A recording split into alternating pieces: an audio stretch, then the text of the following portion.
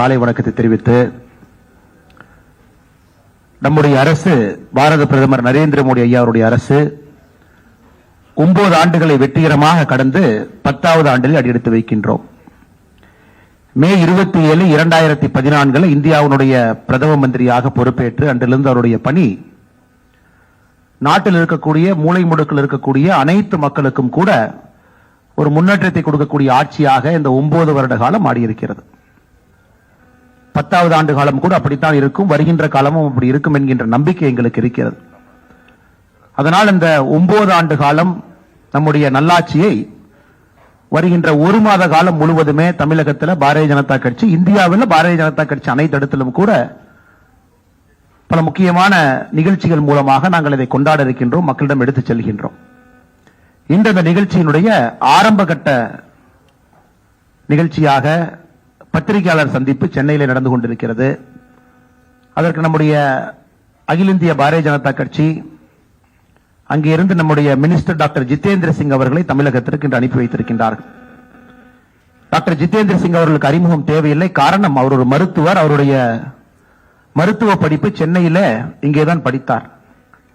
சென்னையிலே மருத்துவ படித்த பிறகு ஜம்மு அண்ட் காஷ்மீர்ல ஒரு ப்ரொஃபஸராக அங்கே இருந்து அதன் பிறகு நம்முடைய கட்சியில இணைந்து பணியாற்றி படிப்படியாக முக்கியமான பொறுப்புகளை அலங்கரித்துக் கொண்டிருக்கின்றார்கள். He is the Minister of State Independent Charge for Ministry of Science and Technology, Minister of State for Prime Minister's Office, Personnel, Public Grievance and Pension, Department of Atomic Energy, Department of Space. பல முக்கியமான துறைகளை கையில் வைத்திருப்பவர். நம்முடைய பாரத பிரதமரை மிக அருகில் இருந்து பார்க்கக்கூடிய அமைச்சர்களே மிக முக்கியமான ஒரு அமைச்சர். தமிழ்நாட்டின் மீது, நம்முடைய தமிழ் கலாச்சாரத்தின் மீது அதிக பற்று இருக்கக்கூடிய ஒரு மனிதர். இங்க வரும்பொழுதெல்லாம் எந்த கடையில் தோசை, நல்ல தோசை கிடைக்கும், நல்ல இட்லி கிடைக்கும் என்று பார்த்து பார்த்து நம்முடைய தமிழக உணர்வுகளை பார்த்து வரக்கூடிய ஒரு மனிதர். அப்படிப்பட்ட ஒருவர் என்று 9 ஆண்டுகள் இந்த அற்புதமான நிகழ்ச்சிக்கு நீங்கள் வந்திருப்பது எங்கள் அனைவருக்கும் கூட பெருமை. அதே போல மேடையில் நம்முடைய சட்டமன்ற குழு தலைவர், மாநிலத்தினுடைய மிக முக்கியமான ஒரு தலைவர், திருநெல்வேலியினுடைய எம்எல்ஏ அண்ணன் நயினார் நாகேந்திரன் அவர்கள் இங்கு இருக்கின்றார்கள். நம்முடைய அனைத்து துணைத் தலைவர்களும் கூட இங்கு இருக்கின்றார்கள். நம்முடைய செயலாளர்கள் இங்கு இருக்கின்றார்கள், அணிப்பிரிவினுடைய தலைவர்கள் இருக்கின்றார்கள், மாவட்ட தலைவர்கள் இருக்கின்றார்கள், அமைப்பு செயலாளர், பொதுச் செயலாளர் அண்ணன் கேசவநாயம்ஜி அவர்கள் இங்கு இருக்கின்றார்கள். இந்த மீடியா, இந்த செல்லினுடைய பொறுப்பாளராக இருக்கக்கூடிய ஸ்ரீரங்கா அவர்கள் இருக்கின்றார்கள். இதனை ஒருங்கிணைக்கக்கூடிய மாநிலத்தினுடைய துணைத் தலைவர் அண்ணன் நாராயண திருப்பதி அவர்கள் இங்கு இருக்கின்றார்கள். பத்திரிகை நண்பர்களுக்கு ஒரு சிறிய காணொலியை நீங்க பார்த்தீங்க. நம்ம நாட்டினுடைய முன்னேற்றம், நாட்டினுடைய மாற்றம் கலாச்சாரத்தின் அடிப்படையில் எப்படி நடந்திருக்கிறது என்பதை ஒரு 3 நிமிட காணொலியாக பார்த்தோம். இது முடிந்த பிறகு ஒரு சின்ன ஒரு பவர் பாயிண்ட் பிரசன்டேஷன் இருக்கு.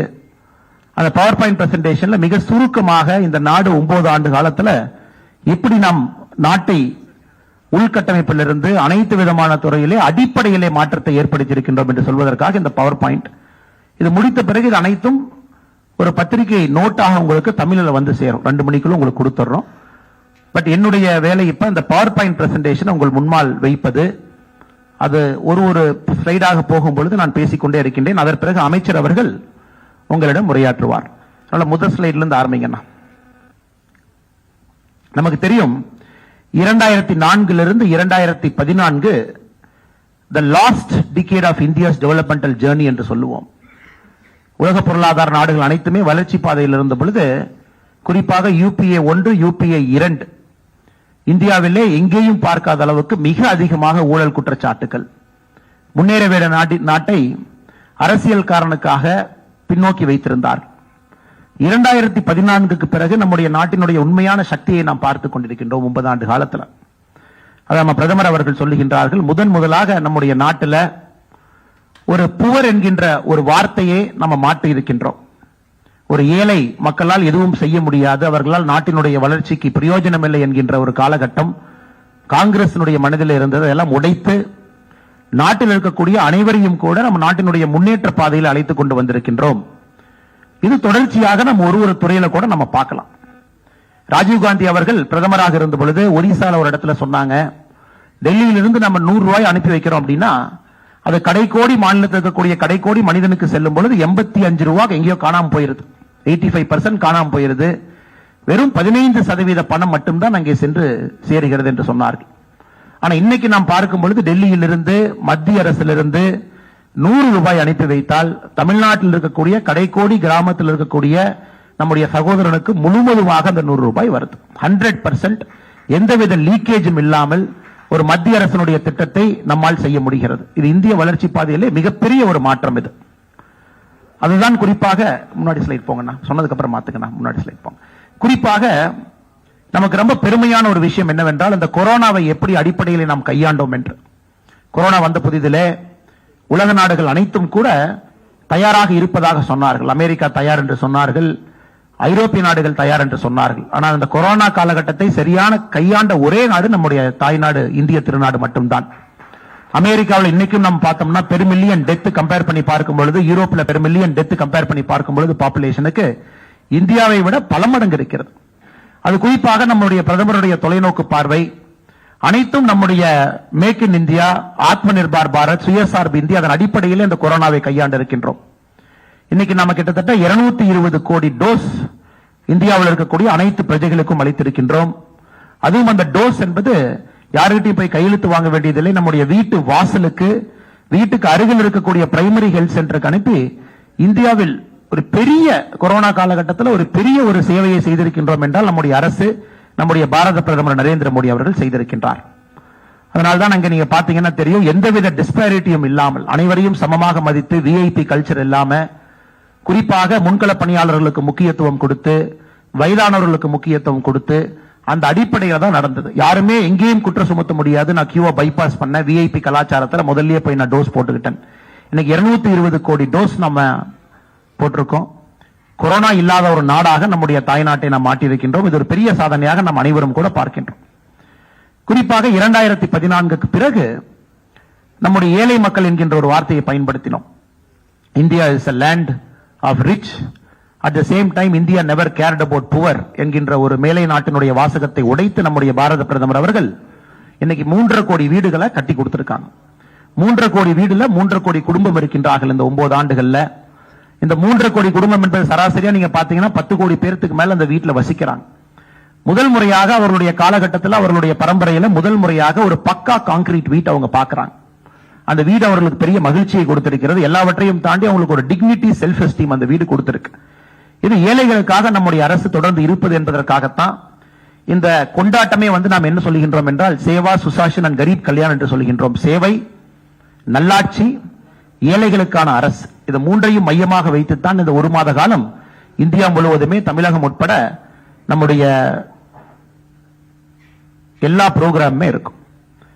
2014 பிரதமர் கண் முன்னால் வந்த மிகப்பெரிய சேலஞ்ச் அனைவருக்கும் சுகாதாரத்தை கொண்டு வர வேண்டும் என்று. ஸ்வச் பாரத் மிஷன் 1 அது முடிந்து இப்ப ஸ்வச் பாரத் மிஷன் 2 இருக்கும். சுதந்திரத்திற்கு பிறகு 1947 இருந்து 2014 வரை மொத்தமாக கட்டப்பட்ட டாய்லெட் என்பது 6.5 கோடி டாய்லெட், 6 கோடியே 54 லட்சம் டாய்லெட் கட்டியிருந்தாங்க. ஆனா 2014 இருந்து 9 ஆண்டுகள்ல 11 கோடியே 72 லட்சம் டாய்லெட் நம்ம கட்டியிருக்கோம். முதலாக அவர்களுக்கு அந்த கண்ணியம் கொடுத்திருக்கோம், டிக்னிட்டி கொடுத்திருக்கோம். இதற்கு முன்பு நம்ம பத்திரிகை நண்பர்கள் உங்க செய்தியிலேயே பார்ப்போம், ஊருக்கு ஒதுக்குப்புறத்திலே காலையிலே 4 மணிக்கு ஒதுங்கிய இளம்பெண்ணை கற்பழித்தார்கள் என்கின்ற நியூஸ் எல்லாம் 2010க்கு முன்னாடி பேப்பர்ல சாதாரணமா வரும். இன்னைக்கு அதை போன்று எதுவும் இல்லை என்றால் பிரதமர் அவர்கள் தொலைநோக்கு பார்வையிலே 11 கோடி 72 லட்சம் டாய்லெட் கட்டியிருக்காங்க. தமிழகத்தில் 55 லட்சம் கழிப்பறைகள் நாம் கட்டியிருக்கின்றோம். அதை நம்ம குறிப்பாக இன்று பார்க்கும் பொழுது சகோதரர்களே, 2014 இது ரொம்ப முக்கியமான ஒரு டேட்டா. 2014 அவருக்கு ஒரு சேர் போடுங்க முன்னாடி. 2014 பிரதமர் அவர்கள் ஆட்சிக்கு வந்த பொழுது கிராமப்புறத்தில் மொத்தமாக 39% கிராமப்புற வீட்டில் மட்டும்தான் கழிப்பறை வசதி இருந்துச்சு. only 39% of rural household at toilet. இன்னைக்கு அந்த டேட்டாவை நீங்க பார்க்கலாம். 9 ஆண்டுகள்ல அது 100 என்பதை நம்முடைய காலகட்டத்தில் பார்க்கிறோம். நம்முடைய காலகட்டத்தில் 100% என்பதை நம்ம அச்சீவ் பண்ணியிருக்கோம். 100% கிராமப்புறத்தில் நம்ம டாய்லெட் கட்டி கொடுத்திருக்கோம். பிரதமருடைய மற்றும் ஒரு பெரிய கனவு, ஒரு குடும்பத்திற்கும் கூட குடிதண்ணீர் என்பது பைப்ல வரணும், சுகாதாரமான முறையில் குடிதண்ணீர் வர வேண்டும் என்பது பிரதமருடைய கனவு. இது பிரதமருடைய கனவு மட்டுமல்ல, கர்மவீரர் காமராஜர் ஐயாவுடைய கனவு. அவருடைய இல்லத்திற்கு மட்டும் குடிதண்ணீர் பைப்ல வரக்கூடாது என்பதை தாயிடம் வலியுறுத்தி அந்த பைப்பை பிடுங்கி வெளியே எரிஞ்சாரு கர்மவீரர் காமராஜர் ஐயா. இன்னைக்கு பெருமையா சொல்லலாம், 12 கோடி வீடுகளுக்கு முதலாக குடிதண்ணீர் என்பது பைப்ல போயிருக்கு. பைப்ல சுத்தமான சுகாதாரமான குடிதண்ணீர் அவர்களால் குடிக்க முடியுது. தமிழகத்தை பொறுத்த வரைக்கும் 63% தமிழகத்தில் இருக்கக்கூடிய இல்லங்களுக்கு குடிநீர் நீர் என்பது பைப்பில் நாம கொடுத்திருக்கோம். இது ஒரு மிக அற்புதமான ஒரு திட்டம். அனைத்து மக்களுக்கும் கூட பெரிய அளவுல மாற்றத்தை கொடுக்கக்கூடிய திட்டத்தை நாம் பார்த்து கொண்டிருக்கின்றோம். அடுத்து நம்ம பார்த்தோம் அப்படின்னா ஃப்ரீ கேஸ் கனெக்ஷன். இன்னைக்கு 9,60,00,000 பேருக்கு ஃப்ரீ கேஸ் கனெக்ஷன் நம்ம கொடுத்திருக்கோம். இவர்கள் அனைவருமே முதல் தலைமுறையில் முதலாக அவர்களுக்கு கேஸ் கனெக்ஷன் முதலாக கிடைக்குது. இந்த 9,60,00,000 பேருக்கு கூட ரஷ்யா உக்ரைன் வாருக்கு பிறகு இன்டர்நேஷனல் கேஸ் பிரைஸ் அதிகமான பிறகு அவர்களுக்கு சப்சிடைஸ்டு சிலிண்டர் போன பட்ஜெட்ல இருந்து 200 ரூபாய் அவங்களுக்கு கிடைச்சிட்டு இருக்கு. அவர்களையும் கூட நன்றாக நம்முடைய அரசு பார்த்துக்கிட்டு இருக்கு. அது மட்டும் இல்லை சகோதர சகோதரிகளே, இந்த 9 ஆண்டுகள்ல 4,14,00,000 போகஸ் எல்பிஜி கனெக்ஷன் நம்ம க்ளோஸ் பண்ணிருக்கோம். இது ஏழை மக்களுக்கு வர வேண்டிய எல்பிஜி கனெக்ஷன். நிறைய பேருக்கு டபுள் கனெக்ஷன், ட்ரிபிள் கனெக்ஷன் இருந்துச்சு. 9 ஆண்டுகள்ல 4,14,00,000 போகஸ் எல்பிஜி கனெக்ஷனை க்ளோஸ் பண்ணி முதலாக இந்த 9 கோடி மக்களுக்கு நம்ம எல்பிஜியை கொண்டு போய் வீட்டில் சேர்த்திருக்கோம். வருகின்ற காலம் பதில் சொல்லும். அவர்களுக்கு வரக்கூடிய நோய்கள், விறகடுப்பு சமையல் மூலமாக வரக்கூடிய நோய்கள் அனைத்தும் கூட அவர்களுக்கு விடுதலை கிடைத்திருக்கிறது. சகோதரர்களே, கொரோனா காலகட்டத்தில் இன்னைக்கு இன்டர்நேஷனல் மானிட்டரி ஃபண்ட் சொல்லுது, the rate of extreme poverty in India is below 1% என்று சொல்லுகின்றார்கள். இந்திய நாட்டில் எக்ஸ்ட்ரீம் பாவர்ட்டி 1% கீழே கொண்டு வந்திருக்கோம்னா இன்டர்நேஷனல் மானிட்டரி ஃபண்ட் குறியீடு என்ன சொல்லுதுன்னா, அதற்கு குறிப்பாக ஏழைகளுக்கான உணவு திட்டம் பிரதமர் மோடி தான் காரணம் என்று அதிகாரப்பூர்வமான IMF அறிக்கை சொல்லுகிறது. இன்னைக்கு 80 கோடி இந்தியர்களுக்கு கொரோனா ஆரம்பித்த பிப்ரவரியிலிருந்து இன்னைக்கு வரைக்கும் நாம் அவர்களுக்கு 5 கிலோ அரிசி, கோதுமை, 1 கிலோ பருப்பு கொடுத்துக்கிட்டு இருக்கோம். இதை நாம் ஏழைகளுக்கான உணவு திட்டம் என்று சொல்லுகின்றோம். இது கொடுத்த பிறகு எல்லா இடத்தினுடைய நியூட்ரிஷன் ஸ்டேட்டஸ் அதிகமாக இருக்கு. கொரோனா காலகட்டத்தில் குறிப்பாக அடித்தட்டு மக்களுக்கு பிரச்சனை இருந்த பொழுது அதிலிருந்து நம்முடைய அரசு அவர்களை காப்பாற்ற இருக்கின்றோம். 5 லட்சம் ரூபாய் மருத்துவ காப்பீடு ஆயுஷ்மான் பாரத் பயன்படுத்தாத நபர்கள் இல்லை என்று சொல்லலாம். எல்லா இடத்திலையும் அதை பயன்படுத்துறோம். எல்லோருக்கும் அதன் மூலமாக ஒரு பெரிய மாற்றம் கிடைத்திருக்கிறது. நிறைய பிரைவேட் கவர்மெண்ட் ஹாஸ்பிட்டல்ஸ் எம்பேனல் ஆயிருக்கு. எல்லா இடத்திலும் கூட பயந்து கொண்டிருந்த மக்கள், ஐயோ நம்ம சேவிங்ஸ் இருந்து கொடுக்கணும், பேங்க் பேலன்ஸ் இருந்து கொடுக்கணும் என்கின்ற பயத்திலிருந்து போக்கி எந்த விதமான பிரச்சனை right up to cancer Ayushman பாரத்ல ட்ரீட் பண்ண முடியும் என்கிற அளவுக்கு இந்த 9 ஆண்டுகள்ல ஆயுஷ்மான் பாரத் என்பது மக்களுடைய மனதில் ஒரு இன்றியமையாத ஒரு திட்டமாக மாறி இருக்கிறது. சானிட்டரி பேட் குறிப்பாக பெண்களுக்கு நம்ம ஊர்ல தான் முதலாக சானிட்டரி பேட 1 ரூபாய்க்கு கொடுக்க முடியும் என்று கோயம்புத்தூர்காரர் ஆரம்பிச்சார். ஒரு பேர்ல இப்ப படம் எல்லாம் இருக்கு. அதை பிரதமர் அவர்கள் இந்தியா முழுவதுமே கொண்டு போயிருக்கிறாங்க. சானிட்டரி பேட் என்பது 1 ரூபாய்க்கு கொடுக்க முடியும் என்கின்ற நம்பிக்கையில இன்னைக்கு குறிப்பாக பெண்களுக்கு அவர்களுடைய சுகாதாரத்திற்கு நம்முடைய அரசு கூட இருக்கு. 1 ரூபி சானிட்டரி பேடுக்கு நம்முடைய அரசு அதிகாரப்பூர்வமாக அதை இப்ப கொடுத்துக் கொண்டிருக்கின்றோம். பல பெண்களுக்கு இது பெரிய பயன் கிடைத்துக் கொண்டிருக்கிறது. இன்னைக்கு ஜெனரிக் மெடிசின் எந்த கடைக்கு போனாலும் கூட ஒரு இன்டர்நேஷனல் பிராண்டட் மெடிசின் அதே வருது. ஆனா நம்முடைய ஜன் அஷோதி கேந்திரா அந்த மருத்துவ கடைக்கு, மருந்து கடைக்கு போறோம். தமிழ்நாட்டில் கிட்டத்தட்ட 900 கடைகள் இருக்கு. இந்திய அளவில் 9,300க்கு மேல கடைகள் இருக்கு. 60%இருந்து 80% குறைவாக அதே மருந்து நம்முடைய ஜன் அஷோதி கேந்திரால கிடைக்குது. இதுல பெனிஃபிஷியரி யாருன்னா, கண்டினியூஸா மாசம் ரொட்டீனா மாத்திரை சாப்பிடணும், வயதான பிறகு என்னுடைய பென்ஷன்ல நான் மாத்திரை வாங்கணும், மருந்து வாங்கணும் இருக்கக்கூடிய பெரியவர்களுக்கு இதுல மிகப்பெரிய ஒரு வரப்பிரசாதமாக நம்முடைய ஜன் அஷோதி கேந்திரா இருக்கு. சென்னை உட்பட அனைத்து இடத்திலும் கூட அது பெரிய பெனிஃபிட். குறிப்பாக யூரியா, 2014க்கு முன்பு யூரியா தட்டுப்பாடு என்கின்ற வார்த்தையை நம்ம பார்த்திருக்கோம்.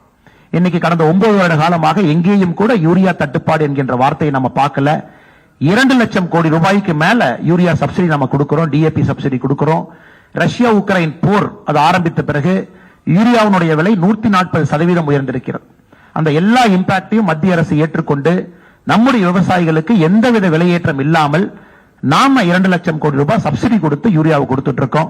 அது மட்டும் இல்ல, இன்னைக்கு 6,000 கோடி ரூபாய் PM கிசான் சம்மான் நிதியில 3 முறை 2000 2000 2000 3 முறை நம்ம கொடுக்கிறோம். தமிழகத்தில் கிட்டத்தட்ட 36 லட்சம் விவசாயிகளுக்கு மேல பயன்படுறாங்க.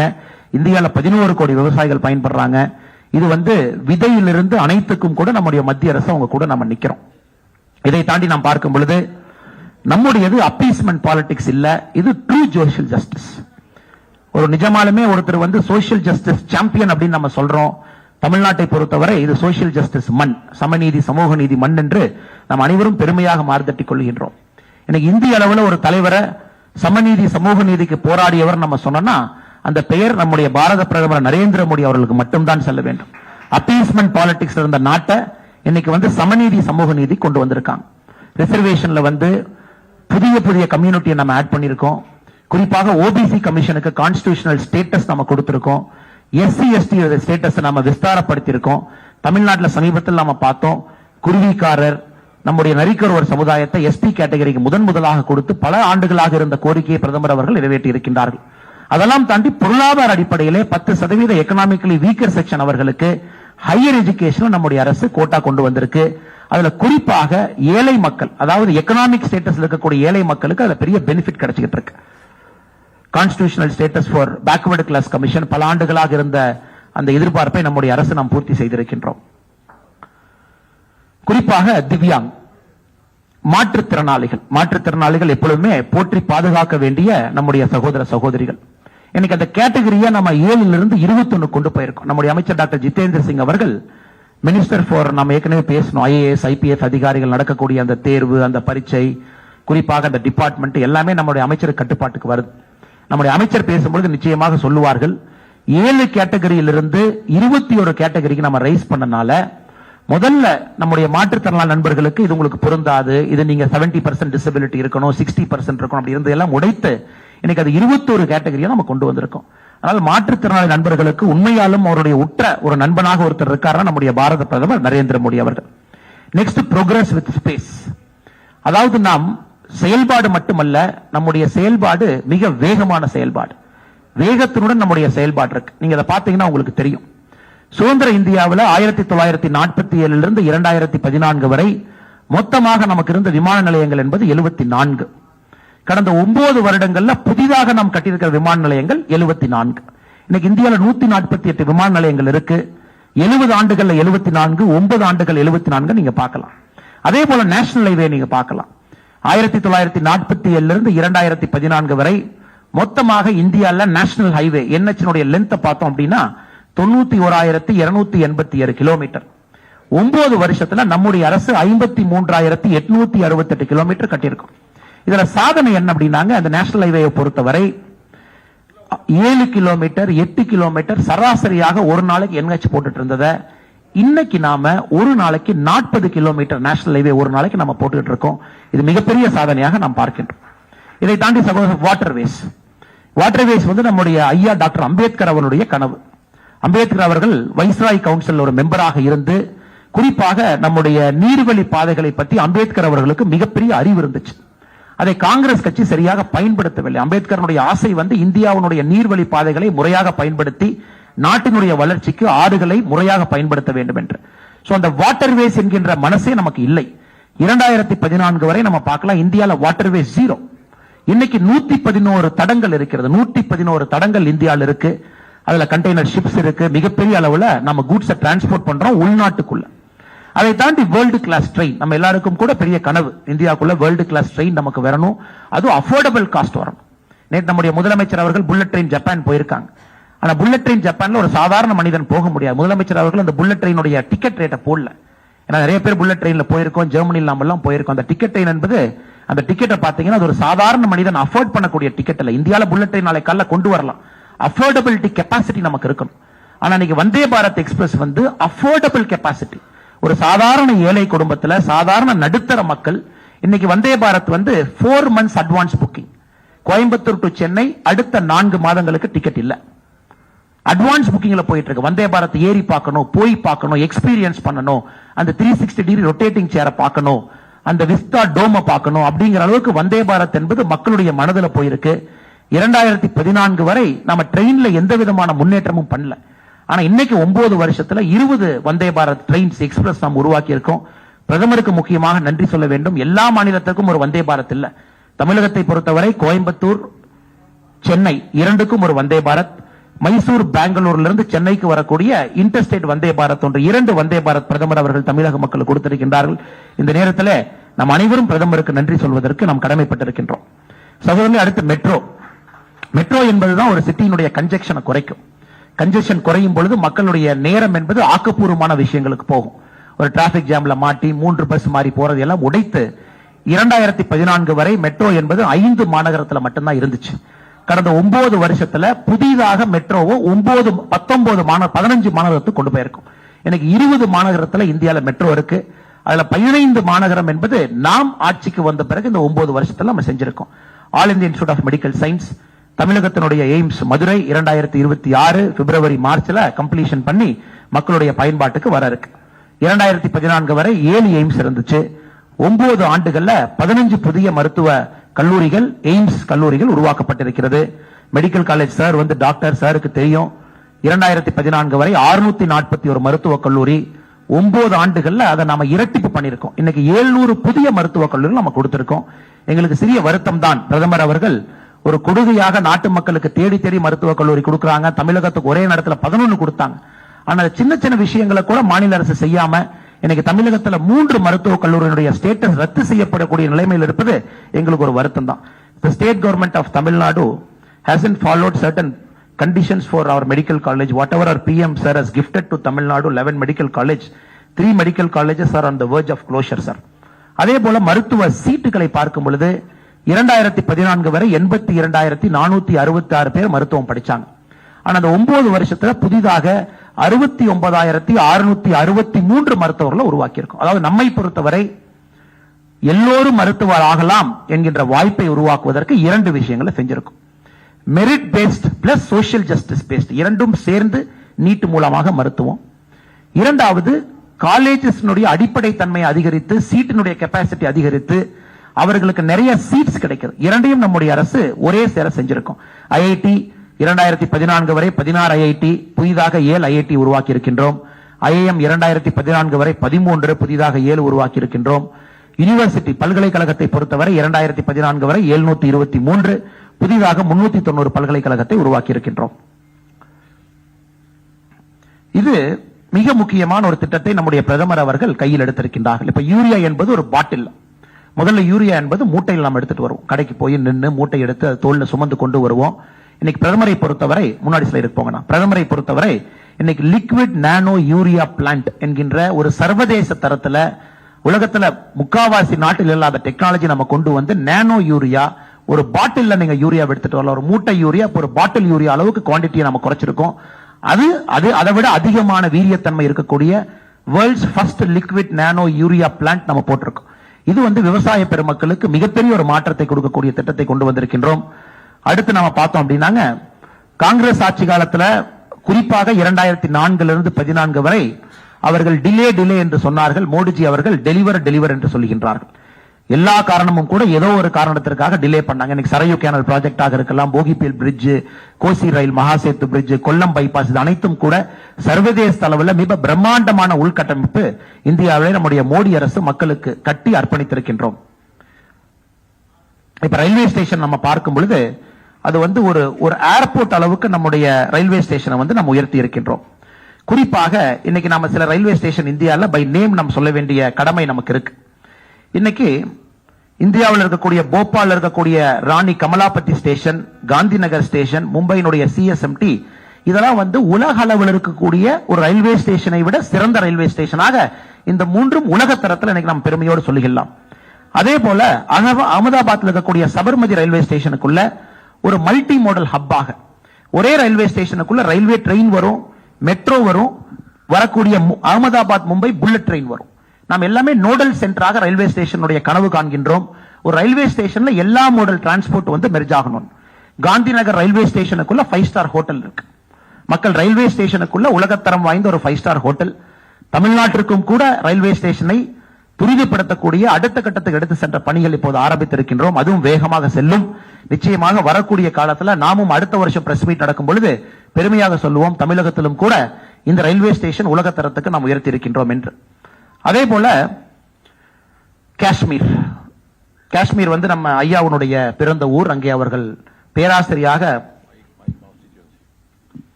காஷ்மீர் வந்து ஐயாவுடைய ரத்தம், ஐயாவுடைய சொந்த ஊர். ஒரு காஷ்மீரில் பிறந்த ஒருவர் தமிழகத்தில் வந்து மருத்துவம் படித்து சென்றார் என்பது நமக்கு பெருமை. குறிப்பாக இந்த வேர்ல்ட்ஸ் ஹையஸ்ட் ரயில்வே பிரிட்ஜ், சென்னப் நதியின் மீது இருக்கக்கூடிய பிரிட்ஜ் ஐயாவுடைய லோக்சபா தொகுதி உதம்பூர்ல இருக்கு. இதுதான் வேர்ல்ட்ஸ் ஹையஸ்ட் ரயில்வே பிரிட்ஜ். இன்னைக்கு காஷ்மீரை பொறுத்தவரை இது ஒரு ஈஃபில் டவர்னுடைய உயரத்தை விட அதிகமாக கட்டியிருக்கின்றோம். ஒரு மவுண்டன் டெரெயின்ல ஒரு வேர்ல்டு கிளாஸ் ப்ராஜெக்டா நம்ம இந்தியால மேக் இன் இந்தியால நம்ம எக்ஸிக்யூட் பண்ணியிருக்கோம். காஷ்மீரை பொறுத்தவரை மிக பெருமையாக நாம் சொல்லலாம். 2019-20 காலகட்டத்தில் ஆர்டிகல் 370 எடுத்த பிறகு எல்லோருமே ஏகப்பட்ட பொருளிய பிரச்சனையை கிளப்பினாங்க. 2022 காஷ்மீருக்குள்ள அதிகமான சுற்றுலா நண்பர்கள் 2022 போயிருக்காங்க. 1 கோடி இந்தியர்கள் காஷ்மீரை சாராதவங்க காஷ்மீருக்குள்ள சுற்றுலாக்கு போயிருக்காங்க. காஷ்மீர் என்பது இன்னைக்கு அதிகமான பொருளாதாரம் வரக்கூடிய நாடாக மாநிலமாக மாறி இருக்கிறது நம்முடைய நாட்டுக்குள்ள. ஆனால் காஷ்மீரை பொறுத்தவரை 370 எடுத்த பிறகு மிகப்பெரிய வளர்ச்சி பாதையில் இருக்கு. வேர்ல்ட்ஸ் டாலஸ்ட் ஸ்டாச்சு நம்முடைய சர்தார் வல்லபாய் பட்டேல் அவர்களுடைய ஸ்டாச்சு கேவடியால குஜராத்ல நம்முடைய மோடிஜி அவர்கள் நாட்டுக்கு அர்ப்பணித்திருக்கின்றார்கள். ஒரு நாளைக்கு செல்லக்கூடிய நம்முடைய டூரிஸ்ட மட்டும் பார்த்தோம் அப்படின்னா எவ்வளவு பேர் போய் பார்க்கறாங்க. எல்லாருமே இதை வரும்பொழுது எதிர்க்கட்சி நண்பர்கள் சும்மா பேச வேண்டும் என்பதற்காக கிண்டல் பண்ணாங்க. அவ்வளவு பெரிய ஸ்டாச்சு வேணுமா, இந்த பணத்தை வேற இடத்துக்கு கொடுக்கலாமா? நாட்டினுடைய ஒரு அடையாள சின்னமாக நாட்டு மக்களுக்கு ஒரு ஊக்குவிப்பு கொடுப்பதற்காக இந்த சர்தார் வல்லபாய் பட்டேல் ஸ்டாச்சு கேவடியால இன்னைக்கு ஒரு நாளைக்கு ஆயிரக்கணக்கான டூரிஸ்ட் அங்க போறாங்க. பிரதமர் அவர்கள் முக்கியமான மீட்டிங்க அந்த கேவடியா ஸ்டாச்சுல கீழே இருக்கிற கான்பரன்ஸ் கால்ல நடத்துறாங்க. 2 வருடங்களுக்கு முன்பு டிஜிபியினுடைய கான்பரன்ஸ் அங்க நடந்துச்சு. ஒரு G20 கான்பரன்ஸ் அங்க நடத்தினாங்க. சோ இது ஸ்டாச்சு மட்டுமல்ல, இது சிம்பாலிக் ஸ்டாச்சு மட்டுமல்ல, இந்தியாவுடைய மிக முக்கியமான நிறைய மீட்டிங்ஸ் வந்து பிரதமர் அவர்கள் தனிப்பட்ட முறையில் அவர்கள் கேவடியால சர்தார் வல்லபாய் பட்டேல் ஸ்டாச்சு இருக்கக்கூடிய கான்பரன்ஸ் கால்ல நடத்தி காட்டிக் கொண்டிருக்கின்றார்கள். இதெல்லாம் நமக்கு ரொம்ப பெருமையான விஷயம். யாராவது நம்முடைய நண்பர்கள் இந்தியாவில் சில மாவட்டங்கள் இன்னைக்கும் பனிகாலத்துல 6 மாத காலம் கட் ஆஃப் அவர்களால் அந்த மாவட்டத்திலிருந்து வெளியே வர முடியாது. லால் ஸ்மித்தி ஒரு வேலி, இந்த லால் ஸ்மித்தி நம்ம என்ன சொல்றோமோ ஹிமாச்சல் பிரதேஷ் உத்தராகண்ட் அந்த பகுதியில் இருக்கக்கூடியது, பனி டைம்ல அந்த மாவட்டத்தினுடைய மக்கள் வெளியே வர முடியாது. காரணம் ரோடு எல்லாமே மூடிடும். இன்னைக்கு மணாலியிலிருந்து லால் ஸ்மித்திக்கு நாம விண்டர்ல பனிக்காலத்துல போக முடியும். 10,000 ஃபீட் உயரத்துல அட்டல் டனலை கட்டியிருக்கும். குறிப்பாக நம்ம இங்கிருந்து நிறைய பேர் எதிர்க்கட்சி தலைவர்கள் கிண்டல் பண்றாங்க, அட்டல் டனல் ஏன் கட்டினீங்க? அங்கிருப்பவர்களும் இந்தியர்கள் தான்.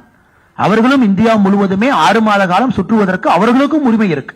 அவங்க சம்மர்ல மட்டும்தான் லாஸ்பித்தியிலிருந்து வெளியே வர வேண்டும் என்கின்ற அவசியம் இல்ல. விண்டர்ல வராத ஒரு பகுதி இந்தியாவை இன்னைக்கு அக்சசபிலிட்டி நம்முடைய பாரத பிரதமர் நரேந்திர மோடி அவர்கள் அட்டல் டனல் மூலமாக கொடுத்திருக்கின்றார்கள். மணாலியிலிருந்து லே நண்பர்கள் யாராச்சும் சுற்றுப்பயணம் அந்த பக்கம் போயிருந்தீங்கன்னா முதல் எடுக்கக்கூடிய நேரத்தை விட இன்னைக்கு 5 மணி நேரம் குறைத்திருக்கின்றோம். அதுவும் ஆல் வெதர் ரோடு இந்த டனல் நம்ம கொடுத்திருக்கோம். பிஎம் கதிசக்தி பிஎம் மிக ஒரு உயர்ந்த கனவு இது. இந்தியாவுடைய இன்ஃப்ரா என்பது ஒரு வேர்ல்டு கிளாஸ் இன்ஃப்ராஸ்ட்ரக்சராக எடுத்து செல்ல வேண்டும் என்பது பிரதமருடைய கனவு. ரயில்வேவாக இருக்கலாம், போர்ட்டா இருக்கலாம், ஏர்போர்ட்டா இருக்கலாம், ஹைவேஸா இருக்கலாம், அனைத்துமே உலகத்தரத்தை கொண்டு போகணும். காரணம் இன்னைக்கு இந்தியாவுடைய லாஜிஸ்டிக்ஸ் என்பது நம்முடைய ஜிடிபியில 13% லாஜிஸ்டிக்ஸ் காஸ்ட் இருக்கு. அதை மேலை நாடுகள்ல பாத்தீங்கன்னா வெறும் 4% தான் இருக்கு. ஏன்னா லாஜிஸ்டிக் காஸ்ட் குறையும் பொழுதுதான் அந்த பொருள் வேகமாக ஒரு இடத்துக்கு செல்ல முடியும், அந்த பொருளுடைய விலையும் குறையும். இந்த கதிசக்தியினுடைய நோக்கம் என்பது நம்முடைய லாஜிஸ்டிக்ஸ் காஸ்ட், ஒரு பொருள் 100 ரூபாய்னா அந்த பொருளுடைய டிரான்ஸ்போர்ட் காஸ்ட் இன்னைக்கு 13 ரூபாய் இருக்கு. மேலை நாடுகள்ல 4 ரூபாய் இருக்கு, அமெரிக்கால யூரோப்ல. அந்த 13 ரூபாயில இருந்து கீழே கொண்டு வருவதற்கு தான் கிட்டத்தட்ட பிரதமர் அவருடைய கனவு. இந்த கதிசக்தி மூலமாக அடுத்த 20 ஆண்டுகளுக்கான கனவு பிரதமர் கொண்டு வந்திருக்கின்றார்கள். அதை நீங்க அடுத்த ஸ்லைட்ல பாப்பீங்க. குறிப்பாக இந்த கதிசக்தி மூலமாக ஆல்ரெடி நம்ம ஏற்கனவே பேசுனது போல காந்தி நகர்ல மல்டி மோடல் டிரான்ஸ்போர்ட் பேசணும், போர்ட்ஸ் எல்லாம் பேசணும். இதனுடைய வீரியத்தை வருகின்ற காலத்தில் நம்ம பார்ப்போம். மிக பெருமையாக ஒரு இந்தியனாக நாம் சொல்லலாம், இன்னைக்கு உலகத்திற்கு நாம் பாடம் எடுத்துக் கொண்டிருக்கின்றோம். ஆன்லைன் பண பரிவர்த்தனை எப்படி செய்வது என்பது அமெரிக்கர்களுக்கு நாம் பாடம் எடுத்துக் கொண்டிருக்கின்றோம். இந்த G20ல இந்தியா முக்கியமாக ஒரு 3 குறிக்கோளை வச்சிருக்கோம். அதுல ஒரு குறிக்கோள் G20 நாடுகளுக்கு இந்தியாவுடைய நாலேஜை டிரான்ஸ்பர் பண்ணணும், டிஜிட்டல் டிரான்சாக்சனை டிரான்ஸ்பர் பண்ணணும். அதுல பார்க்கும் பொழுது டைரக்ட் பெனிஃபிட் டிரான்ஸ்பர் வந்த பிறகு, ஆதார் லிங்க் பண்ண பிறகு, நாம் ஏற்கனவே சொல்லியது போல 4,14,00,000 போகஸ் எல்பிஜி கனெக்ஷன் நம்ம மூடி இருக்கோம். 4,71,00,000 ரேஷன் கார்டை நம்ம க்ளோஸ் பண்ணிருக்கோம். ஃபேக் ரேஷன் கார்டு இந்தியாவில் 4,71,00,000 ஃபேக் ரேஷன் கார்டு இருந்துச்சு, அதையும் நாம் எடுத்திருக்கின்றோம். இந்த டிபிடி மூலமாக ஜன்தன் அக்கவுண்ட், அதாவது முதலாக யாருக்கு பேங்க் அக்கவுண்ட் இல்லையோ நாம் உருவாக்கி கொடுத்த ஜன்தன் அக்கவுண்ட்ல இன்னைக்கு வரைக்கும் நிறைய பேர் சொல்லுவாங்க ஜன்தன் அக்கவுண்ட மோடிஜி திறந்துட்டாங்க, என்ன பண்ணிருக்காங்கன்னு. மிக பெருமையாக சொல்லுகின்றோம், ஜன்தன் அக்கவுண்ட்டுக்கு இன்னைக்கு வரைக்கும் 1,90,000 கோடி ரூபாய் ஜன்தன் அக்கவுண்ட்டுக்கு நம்முடைய அரசு டிரான்ஸ்பர் பண்ணிருக்கோம். வெறும் அக்கவுண்ட் மட்டும் இல்ல, 1,90,000 கோடி ரூபாய் ஜன்தனுக்கு போயிருக்கு. அதை பார்க்கலாம். நம்மை பொறுத்தவரை ஜன்தன், ஆதார், மொபைல் இந்த 3ஐயும் இணைத்து இந்தியாவில் மிகப்பெரிய புரட்சிகரமான ஒரு பொருளாதார மாற்றத்தை நம்முடைய பிரதமர் கொண்டு வந்திருக்காங்க. அதான் ஜாம் நம்ம சொல்றோம். உலக நாடுகள்ல இன்னைக்கு ஹார்வர்ட் பிசினஸ் ஸ்கூல்ல ஜாம் கேஸ் ஸ்டடி இருக்கு. இந்தியாவுடைய jam, J stands for Jan Dhan, A stands for Aadhaar, M stands for mobile. இந்த மூன்றையும் இணைத்து ஒரு பொருளாதார மாற்றத்தை கொண்டு வந்திருக்கின்றோம். ஸ்காலர்ஷிப், இன்சூரன்ஸ், பென்ஷன், அவர்களுக்கு தேவையான அனைத்தும் கூட ஆன்லைன்ல 100 ரூபாய் மோடிஜி அனுப்பிச்சு வச்சாருன்னா 100 ரூபாய் நம்ம வங்கி கணக்கு வருது. அனைத்தும் இந்த டிஜிட்டல் ரெவல்யூஷன் மூலமாக அது சாத்தியம். தமிழ்நாட்டில் இருக்கக்கூடிய நம்முடைய முன்னாள் நிதியமைச்சர் அவர்கள் கிண்டல் பண்ணாங்க. பாராளுமன்றத்தில் நம்முடைய டிமானிட்டைசேஷன் வந்த பிறகு ஏழை மக்களுக்கு இதை பத்தி தெரியுமா, இதெல்லாம் உங்களுக்கு பண்ண தெரியுமா, இதெல்லாம் கொண்டு வர்றீங்களே. இன்னைக்கு நம்ம பெருமையாக சொல்லுகின்றோம், நம்முடைய முன்னாள் நிதியமைச்சர் ஐயா பி சிதம்பரம் அவர்களுக்கு உலகத்தில் நடக்கக்கூடிய டிஜிட்டல் பண பரிவர்த்தனையில 40% இந்தியாவில் நடக்குது. வெறும் 21% அமெரிக்காவில் நடக்குது. பாத்துக்க எந்த அளவுக்கு ஸ்கேல். உலகத்தில் இருக்கக்கூடிய அனைத்து நாடுகள் நடக்கக்கூடிய டிஜிட்டல் பணவர்த்தனை, ஆன்லைன் டிரான்ஸ்பர் ஆஃப் மணி, அதுல 40% ஒரே நாடு நம்முடைய நாட்டில் நம்ம நடக்குது. அப்படிப்பட்ட ஒரு மிகப்பெரிய ஒரு பொருளாதாரத்திற்கான அடித்தளத்தை நாம் அமைத்திருக்கின்றோம். ஆத்ம நிர்பார் பாரத், சுயசார்பு இந்தியா, நேற்று பாராளுமன்ற கட்டடத்தை நம்ம பார்த்தோம். அதுவும் ஆத்ம நிர்பார் பாரத் சுயசார்பு இந்தியாவுடைய அங்கமாக நாம் பார்க்கின்றோம். 1921 பிரிட்டிஷர் கட்டின கட்டடத்திலிருந்து நம்முடைய நாட்டினுடைய டாடா ப்ராஜெக்ட் கட்டிய, நம்முடைய இன்ஜினியர்ஸ் கட்டிய, நம்முடைய எம்பிக்கள் அனைவரும் சேர்ந்து போட்ட பிளான் படி கட்டிய பார்லிமெண்ட் ஓபனிங் பார்த்தோம். தமிழர்களுக்கு கிடைக்கக்கூடிய மிகப்பெரிய பெருமையை நம்ம பார்த்தோம். செங்கோல் அங்கே நிறுவியிருப்பதை நம்ம எல்லாம் பார்த்தோம். இந்த ஆத்ம நிர்பார் பாரத் எந்த அளவுக்கு மாற்றத்தை ஏற்படுத்தி இருக்கு நீங்க பாத்தீங்கன்னா, indigenously developed 5G technology. We are very proud as Tamilians, sir. Our IIT Chennai has contributed to this 5G technology testbed and very great infrastructure. இந்த 5G technology முழுவதுமாக இந்தியாவில் ரவுட்டர்ல இருந்து அதில் இருக்கக்கூடிய அனைத்து சிஸ்டமும் கூட முதலாக மேக் இன் இந்தியாவில் உருவாக்கப்பட்டது. நாம் பெருமையாக சொல்லலாம், அனைத்துமே நம்முடைய IIT சென்னையில் உருவாக்கி இந்திய மக்களுக்கு இந்த 5G டெக்னாலஜி நம்ம கொடுத்திருக்கோம். மொபைல் மேனுஃபேக்சரிங் நீங்க அடுத்த ஸ்லைட்ல பாப்பீங்க. இன்னைக்கு இந்தியா உலகத்துல 2வது பெரிய மொபைல் தயாரிப்பு நாடாக மாறி இருக்கின்றோம். முதல்ல 12வது இருந்தோம் 2014. இன்னைக்கு இன்டர்நெட் என்பது 2014க்கு முன்னாடி இன்டர்நெட் எங்க இருந்துச்சு? இன்னைக்கு நம்ம ஃப்ரீயா IPL மேட்ச HD குவாலிட்டியில எந்தவித பணமும் கொடுக்காமல் பார்க்கிற அளவுக்கு இந்தியால மொபைல் போன் டெக்னாலஜி இன்டர்நெட்டோட வந்திருக்கு. டிஜிட்டல் டிரான்சாக்ஷன்ல சிறு குறு பரிவர்த்தனை செய்யக்கூடிய நண்பர்களுக்கு நல்ல ஒரு பெரிய ஒரு ஆனந்தமான ஒரு முன்னேற்றம் ஏற்பட்டிருக்கிறது. இதே Atma Nirbhar Bharat record export of goods 761 கோடி ரூபாய்க்கு, 768 பில்லியன் டாலர் ரூபாய்க்கு மேல நம்முடைய கூட்ஸ் அண்ட் சர்வீசஸ் எக்ஸ்போர்ட்ஸ் நம்ம பண்ணியிருக்கோம். நம்முடைய கூட்ஸ் எக்ஸ்போர்ட்ஸ் 500 கோடி ரூபாய் நம்ம தொட்டுக்கிட்டு இருக்கோம். இதெல்லாம் முதலாக சரித்திரம். பூமிங் எக்கானமி, ஃப்ரெஜைல் 5 என்று சொன்னார்கள். 2014 இந்தியாவை பொறுத்தவரை பிரிக்ஸ் நேஷன், ஃப்ரெஜைல் 5 எப்ப வேணாலும் உடையும் சொன்னாங்க. ஆனா இன்னைக்கு 2023 அமெரிக்கனோட அதிபர் பிடன் அவர்கள் ரூம்குள்ள வர்றாங்கன்னா எங்க மோடி கல்யாணத்துல போய் நம்ம சொந்தக்காரங்களை தொலாவற மாதிரி இன்னைக்கு பிடன் அவர்கள் நம்முடைய மோடிஜியை தொலாவறாங்க. பாப்பா நியூகினியா போன்ற நாடுகள்லாம் சைனாவுடைய ஆதிக்கத்தில் இருந்துச்சு. இன்னைக்கு அங்க மோடிஜி போனார்னா அந்த நாட்டினுடைய பிரதமர் அவர்கள் மோடிஜியினுடைய ஆசீர்வாதத்தை பெற வேண்டும் என்று நினைக்கின்றார்கள். இது அனைத்துமே நம்முடைய பூமிங் எக்கானமி கிடைத்திருக்கக்கூடிய ஒரு பெரிய பரிசாக. 7% மேல நம்முடைய வளர்ச்சி இருக்கு. எம்ப்ளாய்மெண்ட் ஆப்பர்ச்சுனிட்டி, அனைவருக்கும் நாம வேலை வாய்ப்பை உருவாக்கி இருக்கின்றோம். ஸ்கில்லிங் இந்தியாவிலிருந்து, ஸ்டார்ட் அப் இந்தியாவிலிருந்து, ஸ்டாண்ட் அப் இந்தியாவிலிருந்து, அட்டல் டிங்கரிங் லேப்ல வரக்கூடிய இன்னோவேஷன்ல இருந்து எல்லா இடத்திலும் கூட எம்ப்ளாய்மெண்ட் ஆப்பர்ச்சுனிட்டியை பெரிய அளவில் உருவாக்கி இருக்கின்றோம். நீங்க பார்க்கலாம், குளோபல் இன்னோவேஷன் இண்டெக்ஸ் 2014 85வது இடத்திலிருந்து 46க்கு முன்னேறி இருக்கின்றோம். யூனிகார்ன்ஸ் $1 பில்லியன் வேல்யூவேஷன் இருக்கக்கூடிய நிறுவனம் இந்தியாவில் 4 இருந்துச்சு 2014. இன்னைக்கு 2022 இன்னைக்கு தேதியில 107 இருக்கு. வேர்ல்டு எக்கனாமி ரேங்க் 2013-14 11வது இருந்தோம். இன்னைக்கு இந்தியா 5வது பெரிய பொருளாதார நாடாக மாறி இருக்கின்றோம். இன்னும் 3 வருஷத்துல ஜப்பான், ஜெர்மனியை ஓவர்டேக் பண்ணோம்னா 2027 வரும்போது 3வது பெரிய பொருளாதார நாடாக மாறுவோம். Ease of doing business rank. Ease of doing பிசினஸ்ல மிக முக்கியம் என்பது கரப்ஷன். தமிழகத்திற்கும் நம்முடைய கரப்ஷனுக்கும் ஒரு ஆழ்ந்த ஒரு பந்தம் இருக்கு, நமக்கு தெரியும். 2014 142வது ரேங்க்ல நம்முடைய நாடு இருந்துச்சு. இன்னைக்கு 63வது ரேங்க்கு நம்ம முன்னேறி இருக்கோம். மொபைல் மேனுஃபேக்சரிங் ஏற்கனவே சொன்னது போல 12வது நாம் இருந்தோம். இன்னைக்கு இந்தியா என்பது சைனாக்கு அப்புறம் 2வது பெரிய நாடாக மொபைல் மேனுஃபேக்சரிங். தமிழகத்திற்கும் அந்த ப்ரொடக்ஷன் லிங்க்ட் இன்சென்டிவ் ஸ்கீம்ல மிகப்பெரிய நமக்கு ஒரு வரப்பிரசாதம். ஃபாக்ஸ்கான் வந்தவுடன் ஆயிரக்கணக்கான வேலை வாய்ப்புகள் தமிழ்நாட்டுக்குள்ள உருவாக இருக்கிறது. ஆட்டோமொபைல் 2014 7வது பெரிய நாடாக இருந்தோம். இன்று 3வது பெரிய நாடாக இருக்கின்றோம் ஆட்டோமொபைல் உற்பத்தியை பொறுத்தவரை. நாம் ஏற்கனவே பேசியிருக்கோம். இன்னைக்கு யூனிகார்ன் 107 கம்பெனிஸ் $1 பில்லியன் வேல்யூவேஷனுக்கு மேல. ஆனா அதே நேரத்தில் இன்னொரு பெருமைப்படக்கூடிய விஷயம், சின்ன சின்ன ஸ்டார்ட் அப் இன்னைக்கு 1 லட்சத்துக்கு மேல இருக்கு. இவரெல்லாம் 5 வருஷம் கழிச்சு பெரிய பெரிய நிறுவனமா மாறுவாங்க, 20 வருஷம் கழிச்சு பெரிய நிறுவனமா மாறுவாங்க. இதை பார்க்கும் பொழுது நமக்கு தெரியும். 4 40 ஆண்டுகள் கழித்து 4 டிகேடு கழித்து புதிய கல்விக் கொள்கை கொண்டு வந்திருக்கோம். இதுல மிக முக்கியமாக இந்த கல்விக் கொள்கையில தாய்மொழியை மையப்படுத்தி 6ஆம் கிளாஸ் வரைக்கும் நீங்க படிக்கணும், 5ஆம் கிளாஸ் வரைக்கும் படிக்கணும், அதுக்கப்புறம் 3 வருஷம் நீங்க எக்ஸ்டெண்ட் பண்ணிக்கலாம் தேவைப்பட்டா 8ஆம் கிளாஸ் வரைக்கும். முதலாக நம்முடைய அரசு மருத்துவ கல்லூரி மருத்துவ படிப்பு இருக்கலாம், இன்ஜினியரிங் படிப்பு இருக்கலாம், அதுவும் தமிழ்ல படிக்கணும்னு அமித்ஷாஜி அவர்கள் பிரதமர் அவர்கள் வலியுறுத்துறாங்க. தமிழ்நாட்டில் சோகமான நிலைமை என்னன்னா இன்ஜினியரிங் கல்வி எதெல்லாம் தமிழ்ல இருந்துச்சோ அதையெல்லாம் மூடிட்டாங்க. ஏங்க மூடினீங்கன்னு கேட்டீங்கன்னா எனக்கு தெரியாம மூடிட்டாங்க சாரி அப்படிங்கிறாங்க. இதெல்லாம் தமிழ்நாட்டினுடைய அரசனுடைய அவலத்தை பார்த்துக் கொண்டிருக்கின்றோம். இந்தியா முழுவதுமே தாய்மொழிக்கு குறிப்பாக நம்முடைய தமிழ் மொழிக்கு பிரதமர் கொடுக்கக்கூடிய மரியாதையை தொடர்ந்து பார்த்துக் கொண்டிருக்கின்றோம். ஆனா தமிழ்நாட்டில் புதிய கல்விக் கொள்கையை இப்ப இருக்கக்கூடிய அரசு ஏற்றுக்கொள்ளவில்லை என்பது இங்க இருக்கக்கூடிய 8 கோடி தமிழர்களுக்கும் ஒரு பெரிய வருத்தம் தான். அதே போல எம்ப்ளாய்மெண்ட் ஆப்பர்ச்சுனிட்டி நம்ம பார்க்கிறோம், ஸ்கில்லிங் எல்லா இடத்துலயும் பாத்தீங்கன்னா பயிற்சி முகாம் அடிப்படையில் கோடிக்கணக்கான மக்களுக்கு அது புதிய வாய்ப்பு. ஸ்போர்ட்ஸ் முதலாக விளையாட்டு என்பது சென்டர் ஆஃப் அவர் லைஃப். விளையாட்டிலே ஜொலிக்கின்றோம். ஒலிம்பிக்ல Khelo India games honourable prime minister has awarded Khelo India games to Tamil Nadu for 2023. அனைத்து தமிழர்களும் மிக பெருமையாக பார்க்கின்றோம். கேலோ இந்தியா கேம்ஸ் தமிழகம் இந்த 2023 நடத்தும். அதே போல அதை பார்க்கும் பொழுது நம்முடைய கலாச்சாரத்தை பிரதமர் அவர்கள் மீட்டெடுத்திருக்கின்றார்கள். அது புத்தர் வாழ்ந்த இருந்த போதித்த இடத்தை புத்த சர்க்கியூட்டா பிரதமர் அவர்கள் கொண்டு வந்திருக்கின்றார்கள். அது குறிப்பாக பீகார், உத்தரப்பிரதேஷ், ஒரிசா அந்த பகுதி அனைத்துமே புத்த சர்க்கியூட்டா மாறி இருக்கு.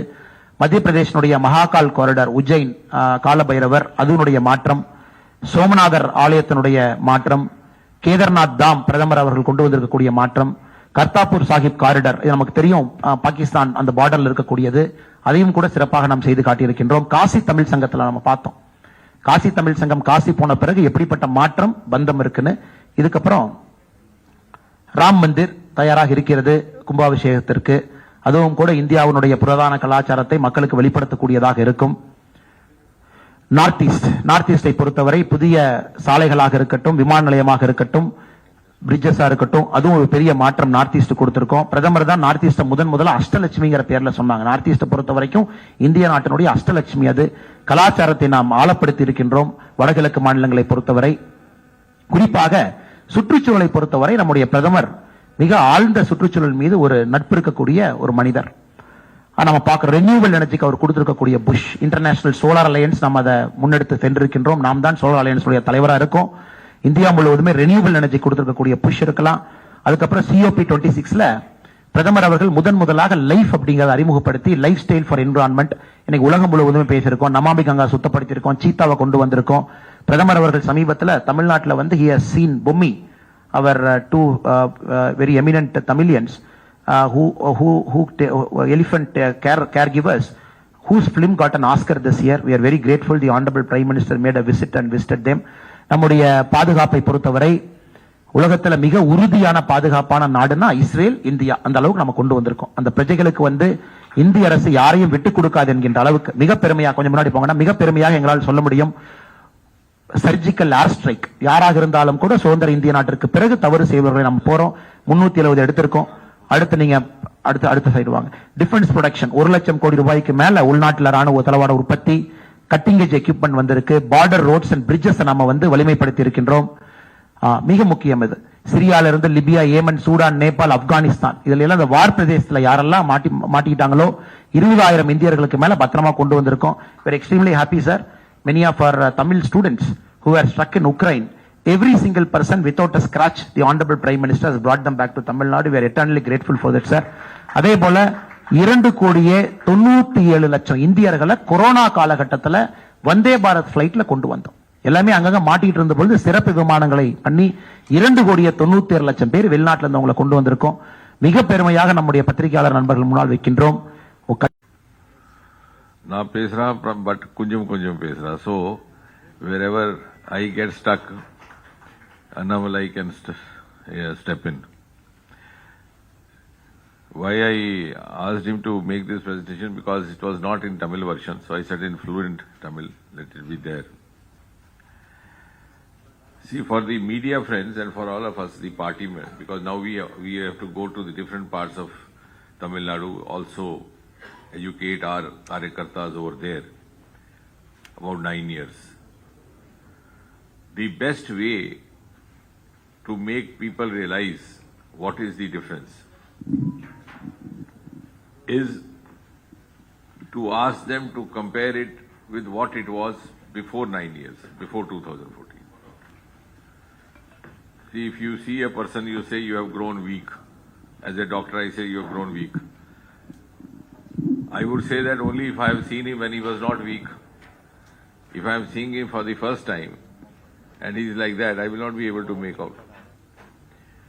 So many of us, including the Karyakartas who have seen what it was like 2014, can go and educate people.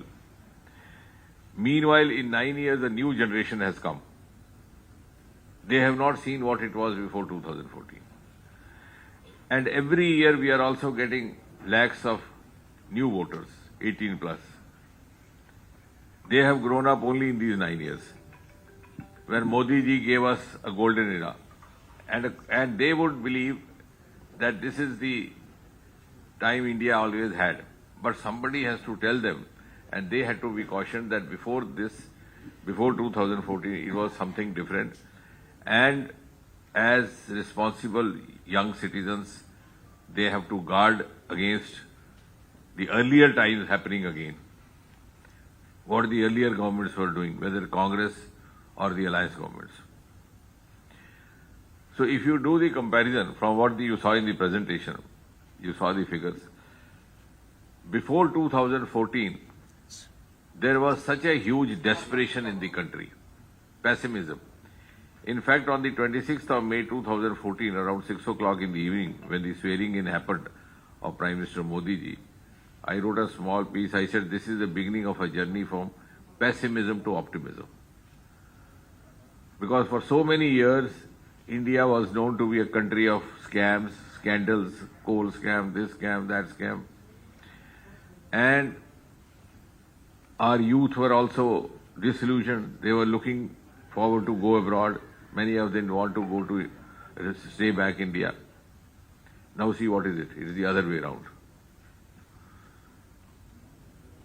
Modi ji has given India an esteem, and every Indian a sense of self-esteem and self-pride. That is the basic truth. He has made us feel proud as Indians, whether we are living in India. Even then, the diaspora, Indian diaspora who are settled outside, they are also being looked up with huge respect, which they were not enjoying earlier.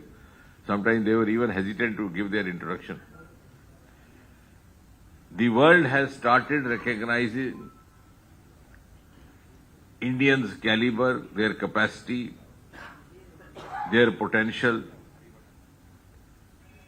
And as you were seeing in the presentation, even startups. We are number 3 in the world, but even in the other countries, the startup groups are preferring Indian boys and girls, which was not happening earlier. And this has happened purely because of Prime Minister Modi. If you talk only of startups, in 2014 we just had 350. You have to compare with the earlier figures, then only you realize what it means. When you say 1 lakh, okay, 1 lakh means what? But somebody has to tell you that before 2014 we had only 350. It has gone up more than 300 times. That is the achievement of 9 years. Unicorns we have 115, out of which almost 35% are women-led. This was a country which was known to be not giving women their due or giving justice to women or giving them their share. Now women are in a leadership role. In these 9 years, we have moved on from women participation to women leadership. Earlier on, you used to say increase women participation. Now women are taking the lead and men has to be participants. And the world is now looking up to India because Modi ji has emerged as the tallest leader of the world and longest serving head of government, 23 years, first as Chief Minister, now as Prime Minister. Even among the contemporary, the present heads of government across the world, you compare. So many Prime Ministers changed in UK, presidents have changed in US. And that is why all these heads of government are looking up to Modi ji. You saw in this presentation, somebody is touching his feet, somebody is embracing him, because they are looking up to him for guidance, for advice. India's status has gone up in 9 years. That is the biggest achievement. And all that has been possible because of the strategic figures which you saw in presentation. And world today is ready to be led by India. World today is ready to be led by India under Prime Minister Modi, because they understand that India under Prime Minister Modi has that capability which they may not have. In this presentation you saw vaccine. 220 vaccine doses administered. India was known as a country where people hardly have any health consciousness. Leave aside preventive health care. Even if somebody gets sick, they would not go to the hospital. There are certain economic reasons also, social reasons also, financial concerns. But usually they will just try for 3, 4, 5 days. Once you get serious, you go to the hospital. And the whole world was warning that India with 130, 140 crore people, if it is not able to control COVID, it will become a hot spot even for us. They were worried for themselves that if it spreads all over India, they will also get affected. Later what happened? We were fully in control, and small European countries with just 50 lakh population, 500,000 population could not control. And with the motivation of Modi ji, India came out with the first DNA vaccine for COVID. And we made it available to other countries. So it has been tremendous hard work on the part of Modi ji and his team to have made India arrive where it has. That is why today, even the most advanced countries, they think, no, India has the capacity to do what we can't do. They could not produce vaccine, we produced. Similarly, space. USA, Soviet Union, they started off much earlier than us. We have our space headquarters in Bengaluru. We started very late. Today, our space technology is as equally advanced as that of USA or even more. And we are launching the satellites prepared or developed by USA and UK from Sriharikota in Andhra Pradesh. And we are also earning revenue. When I was seeing the last figures, about 220 million euros earned by launching of UK satellites. And all this in 9 years. Earlier on, they had only, almost out of these 220, almost 187 million euros earned in these 9 years. Similarly, about $56 million earned from the USA satellites. So those countries which were ahead of us are today using our facility. So when we say India has reached a pedestal, it has happened after 9 years of continuous, tireless hard work by Prime Minister Modi. And he has given India a new culture. Culture which is based on objectivity, as he was mentioning EWS or aspirational district. That also we should go and tell people. Earlier on what happened? If I became minister, I would declare my district as backward district and give it all benefits. No, it's not like that. There is a dashboard, there are 40 parameters on the basis of which it is decided which district is backward or lesser developed in terms of health education or health facility, which one in education, which one in connectivity, and then to bring it at a par with the state first district and then national first district. Everything is scientifically, objectively done. Airports from 74 to increase to 148. How? Because Modi ji ensured wherever anything is required, it should be provided. Earlier on, what happened? In the Congress time, if I became aviation minister, I'll open an airport in my village, even if there was no passenger, no aircraft. We have seen this happening. Old timers have seen this. If I became railway minister, I will introduce a train to my village. That culture is gone.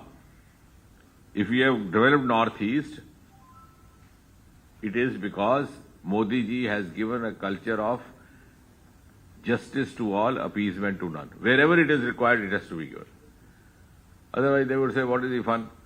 Northeast, you will hardly get any MPs. So what is the use of attending? And we must go and tell people, that is the comparison. Before 2014, the Prime Minister of India was himself MP from Northeast, from Assam. But since we did not follow that vote bank culture, similarly, all these reforms brought in by Modi ji are not only governance reforms or developmental reforms, they are also huge social reforms. For example, within 3 months, he issued an order, which Annamalai ji, he's been in services, he will appreciate. I think 2014, May, the government came, by September there was an order that the documents or certificates will no longer required to be tested by gazetted officer. Such a huge thing. That was a legacy of the British Empire. In villages, whenever we went to class 9, 10 and we were asked to get a certificate tested, we didn't know from where to get a testing. It was not simply a governance reform. Modi ji sent out a message, look here, I have the courage to trust my youth. The youth of India are my children, I can trust them. If you are running a family, you do not trust your own son, your daughter, how will you run the family? Such a huge reform. Then within a year, he abolished interviews in the government recruitments. Earlier on, what was happening? We have seen it. We have gone through it. We have been the receiving end of this. A candidate will get 100% written. You would give him 0 in the interview. And somebody whom you want to favor, you give him 100 in interview, even if a written is 5 marks, and he gets selected. By doing such favoritism, we were doing such great injustice, not only to the youth, but to the mankind. In fact, to us, it was a sin. We were committing a sin. So this reform has held us back from committing that kind of a sin. Now for women, he was showing this Ujjwala, where 10 crore households were given gas connection. 10 crore means 10 crore families. Gas connection not only means ease of cooking, it also means protection of your health. So these reforms have multiple dimensions. When we started this scheme in my own constituency, we did a beneficiary summit, this Labharti. So usually I don't speak, I ask others to speak. Because if others speak about me, that is more useful in the election, rather I speak about myself. So one young lady came. She said earlier on, I first used to go to fetch the wood for the kitchen. Then whole day I would be blowing into this. It will take me several hours to prepare food. The food would also not remain properly cooked, and I would also get cough. And in the night, I would get a scolding from my mother-in-law. She said, now difference is, in 1 hour my food is ready, my mother-in-law is happy, my cough is gone, and I don't know what to do. So I have now started working in a stitching shop. Second business, alternative business. So I asked her to join Mahila Morcha.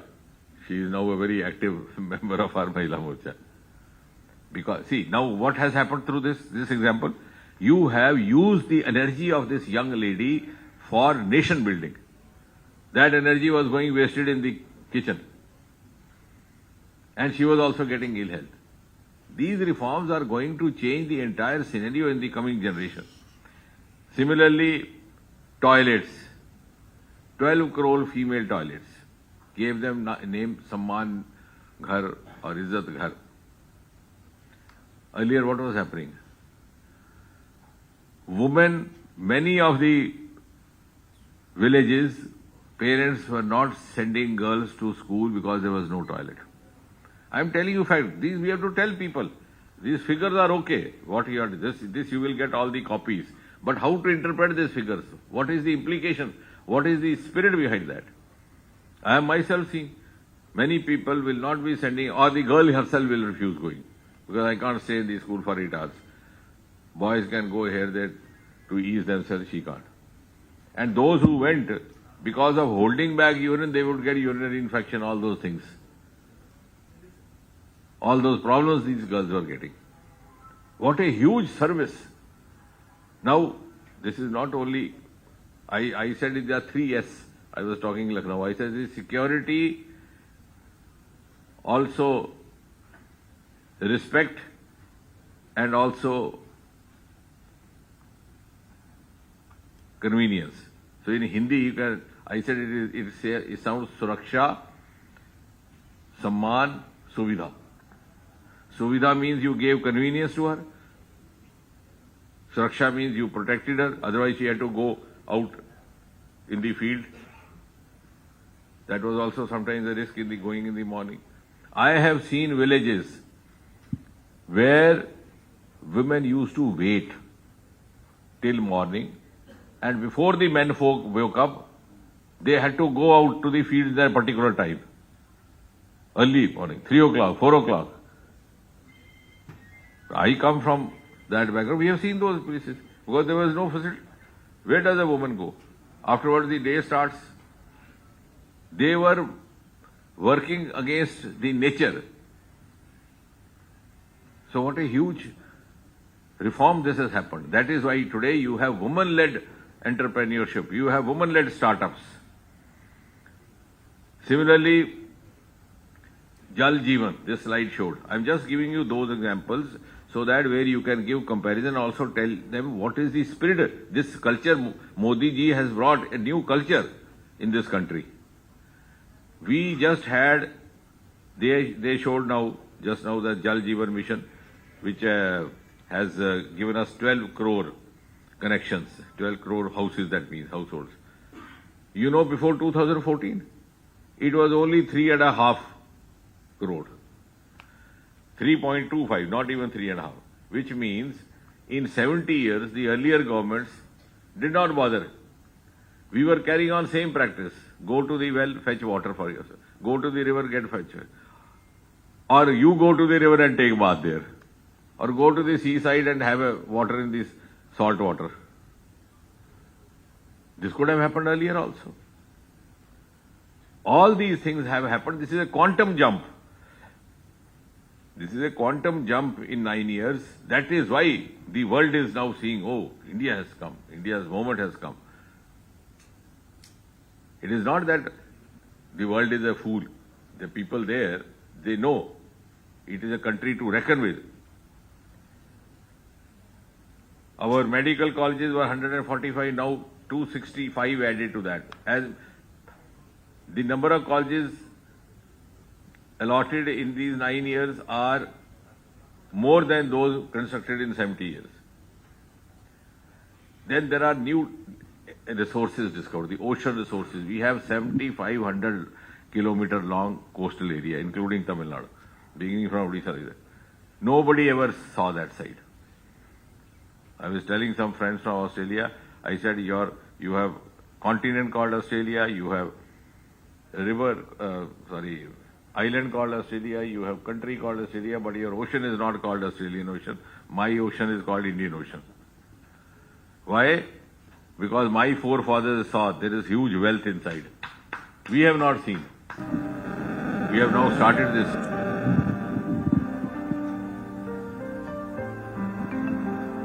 பத்திரிகை நண்பர்களுக்கு மறுபடியும் எங்களுடைய அன்பார்ந்த காலை வணக்கத்தை தெரிவித்து, நம்முடைய அரசு, பாரத பிரதமர் நரேந்திர மோடி ஐயா அவருடைய அரசு 9 ஆண்டுகளை வெற்றிகரமாக கடந்து 10வது ஆண்டில் அடியெடுத்து வைக்கின்றோம். மே 27, 2014 இந்தியாவுடைய பிரதம மந்திரியாக பொறுப்பேற்று அன்றிலிருந்து அவருடைய பணி நாட்டில் இருக்கக்கூடிய மூலை முடுக்கில் இருக்கக்கூடிய அனைத்து மக்களுக்கும் கூட ஒரு முன்னேற்றத்தை கொடுக்கக்கூடிய ஆட்சியாக இந்த 9 வருட காலம் ஆடியிருக்கிறது. 10வது ஆண்டு காலம் கூட அப்படித்தான் இருக்கும், வருகின்ற காலமும் அப்படி இருக்கும் என்கின்ற நம்பிக்கை எங்களுக்கு இருக்கிறது.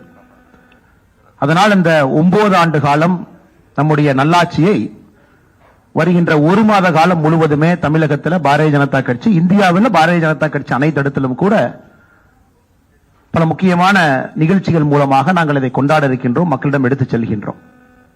இந்த நிகழ்ச்சியினுடைய ஆரம்ப கட்ட நிகழ்ச்சியாக பத்திரிகையாளர் சந்திப்பு சென்னையில் நடந்து கொண்டிருக்கிறது. அதற்கு நம்முடைய அகில இந்திய பாரதிய ஜனதா கட்சி அங்கே இருந்து நம்முடைய மினிஸ்டர் டாக்டர் ஜிதேந்திர சிங் அவர்களை தமிழகத்திற்கு இன்று அனுப்பி வைத்திருக்கின்றார்கள்.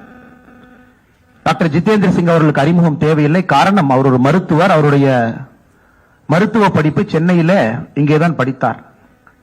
சென்னையிலே மருத்துவ படித்த பிறகு ஜம்மு அண்ட் காஷ்மீர்ல ஒரு ப்ரொஃபஸராக அங்கே இருந்து அதன் பிறகு நம்முடைய கட்சியில இணைந்து பணியாற்றி படிப்படியாக முக்கியமான பொறுப்புகளை அலங்கரித்துக் கொண்டிருக்கின்றார்கள்.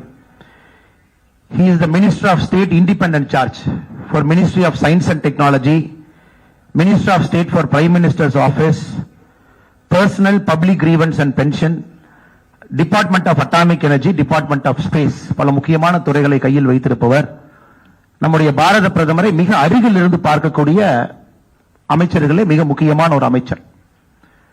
தமிழ்நாட்டின் மீது, நம்முடைய தமிழ் கலாச்சாரத்தின் மீது அதிக பற்று இருக்கக்கூடிய ஒரு மனிதர். இங்க வரும்பொழுதெல்லாம் எந்த கடையில் தோசை, நல்ல தோசை கிடைக்கும், நல்ல இட்லி கிடைக்கும் என்று பார்த்து பார்த்து நம்முடைய தமிழக உணர்வுகளை பார்த்து வரக்கூடிய ஒரு மனிதர். அப்படிப்பட்ட ஒருவர் என்று 9 ஆண்டுகள் இந்த அற்புதமான நிகழ்ச்சிக்கு நீங்கள் வந்திருப்பது எங்கள் அனைவருக்கும் கூட பெருமை. அதே போல மேடையில் நம்முடைய சட்டமன்ற குழு தலைவர், மாநிலத்தினுடைய மிக முக்கியமான ஒரு தலைவர், திருநெல்வேலியினுடைய எம்எல்ஏ அண்ணன் நயினார் நாகேந்திரன் அவர்கள் இங்கு இருக்கின்றார்கள். நம்முடைய அனைத்து துணைத் தலைவர்களும் கூட இங்கு இருக்கின்றார்கள். நம்முடைய செயலாளர்கள் இங்கு இருக்கின்றார்கள், அணிப்பிரிவினுடைய தலைவர்கள் இருக்கின்றார்கள், மாவட்ட தலைவர்கள் இருக்கின்றார்கள், அமைப்பு செயலாளர், பொதுச் செயலாளர் அண்ணன் கேசவநாயம்ஜி அவர்கள் இங்கு இருக்கின்றார்கள்.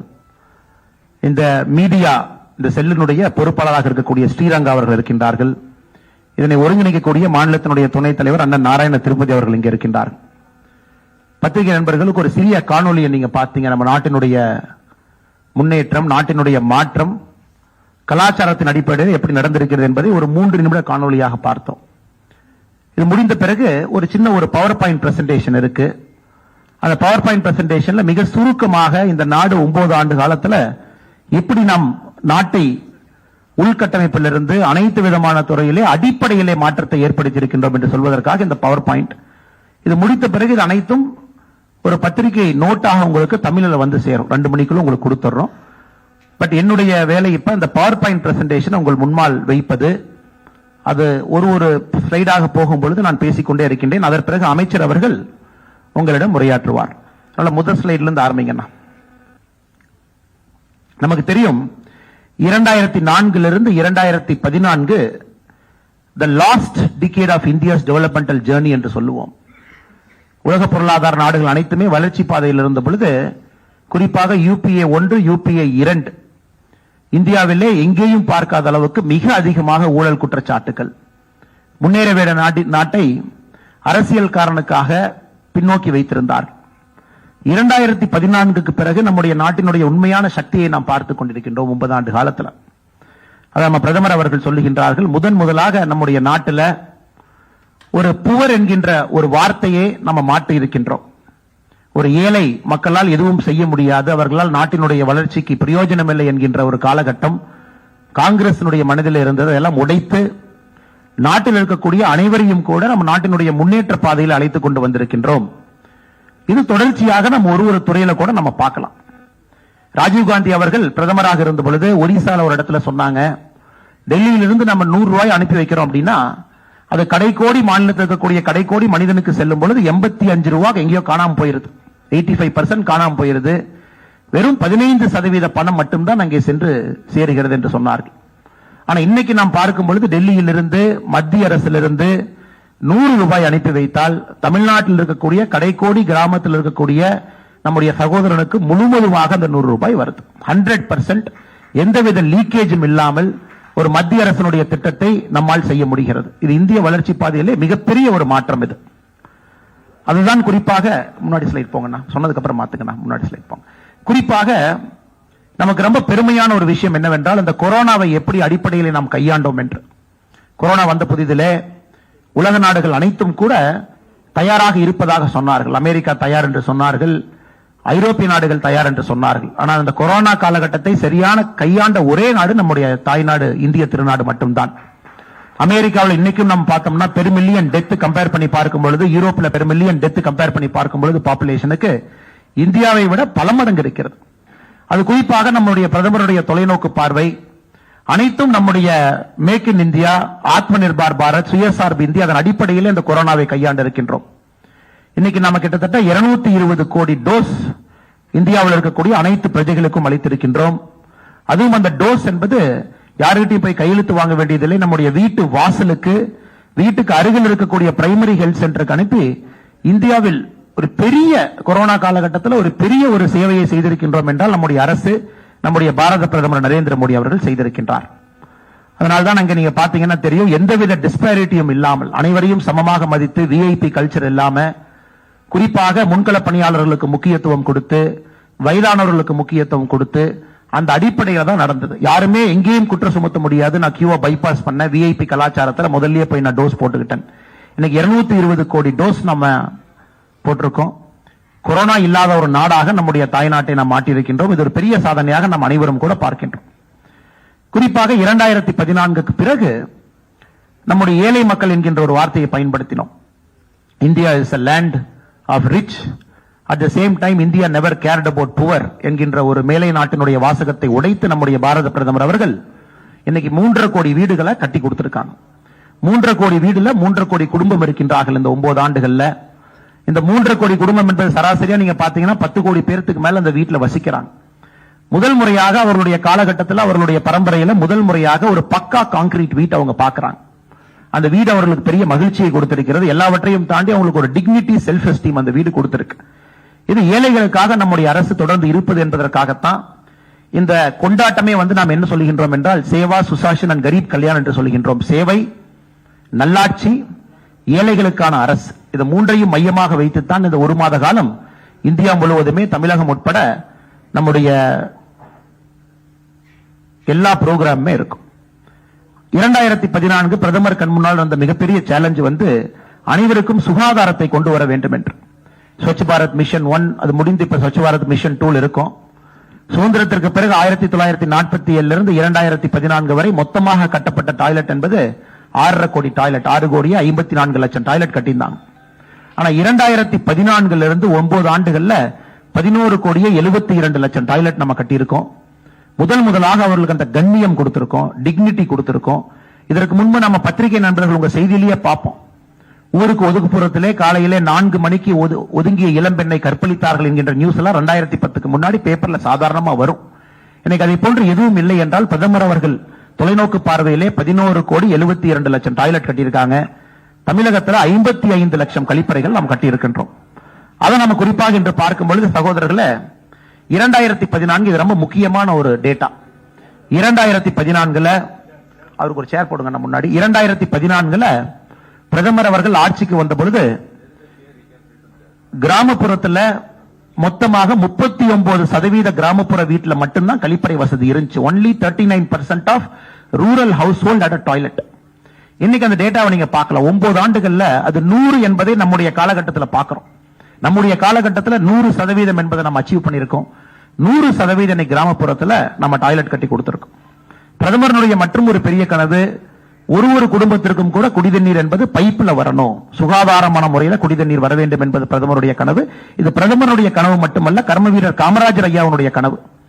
அவருடைய இல்லத்திற்கு மட்டும் குடிதண்ணீர் பைப்ல வரக்கூடாது என்பதை தாயிடம் வலியுறுத்தி அந்த பைப்பை பிடுங்கி வெளியே எரிஞ்சாரு கர்மவீரர் காமராஜர் ஐயா. இன்னைக்கு பெருமையா சொல்லலாம், 12 கோடி வீடுகளுக்கு முதலாக குடிதண்ணீர் என்பது பைப்ல போயிருக்கு. பைப்ல சுத்தமான சுகாதாரமான குடிதண்ணீர் அவர்களால் குடிக்க முடியுது. தமிழகத்தை பொறுத்த வரைக்கும் இன்னைக்கு 63% தமிழகத்தில் இருக்கக்கூடிய இல்லங்களுக்கு குடிதண்ணீர் என்பது பைப்பில் நாம கொடுத்திருக்கோம். இது ஒரு மிக அற்புதமான ஒரு திட்டம். அனைத்து மக்களுக்கும் கூட பெரிய அளவில் மாற்றத்தை கொடுக்கக்கூடிய திட்டத்தை நாம் பார்த்துக் கொண்டிருக்கின்றோம். அடுத்து நம்ம பார்த்தோம் அப்படின்னா, ஃப்ரீ கேஸ் கனெக்ஷன். இன்னைக்கு 9 கோடி 60 லட்சம் பேருக்கு ஃப்ரீ கேஸ் கனெக்ஷன் நம்ம கொடுத்திருக்கோம். இவர்கள் அனைவருமே முதல் தலைமுறையில் முதலாக அவர்களுக்கு கேஸ் கனெக்ஷன் முதலா கிடைக்குது.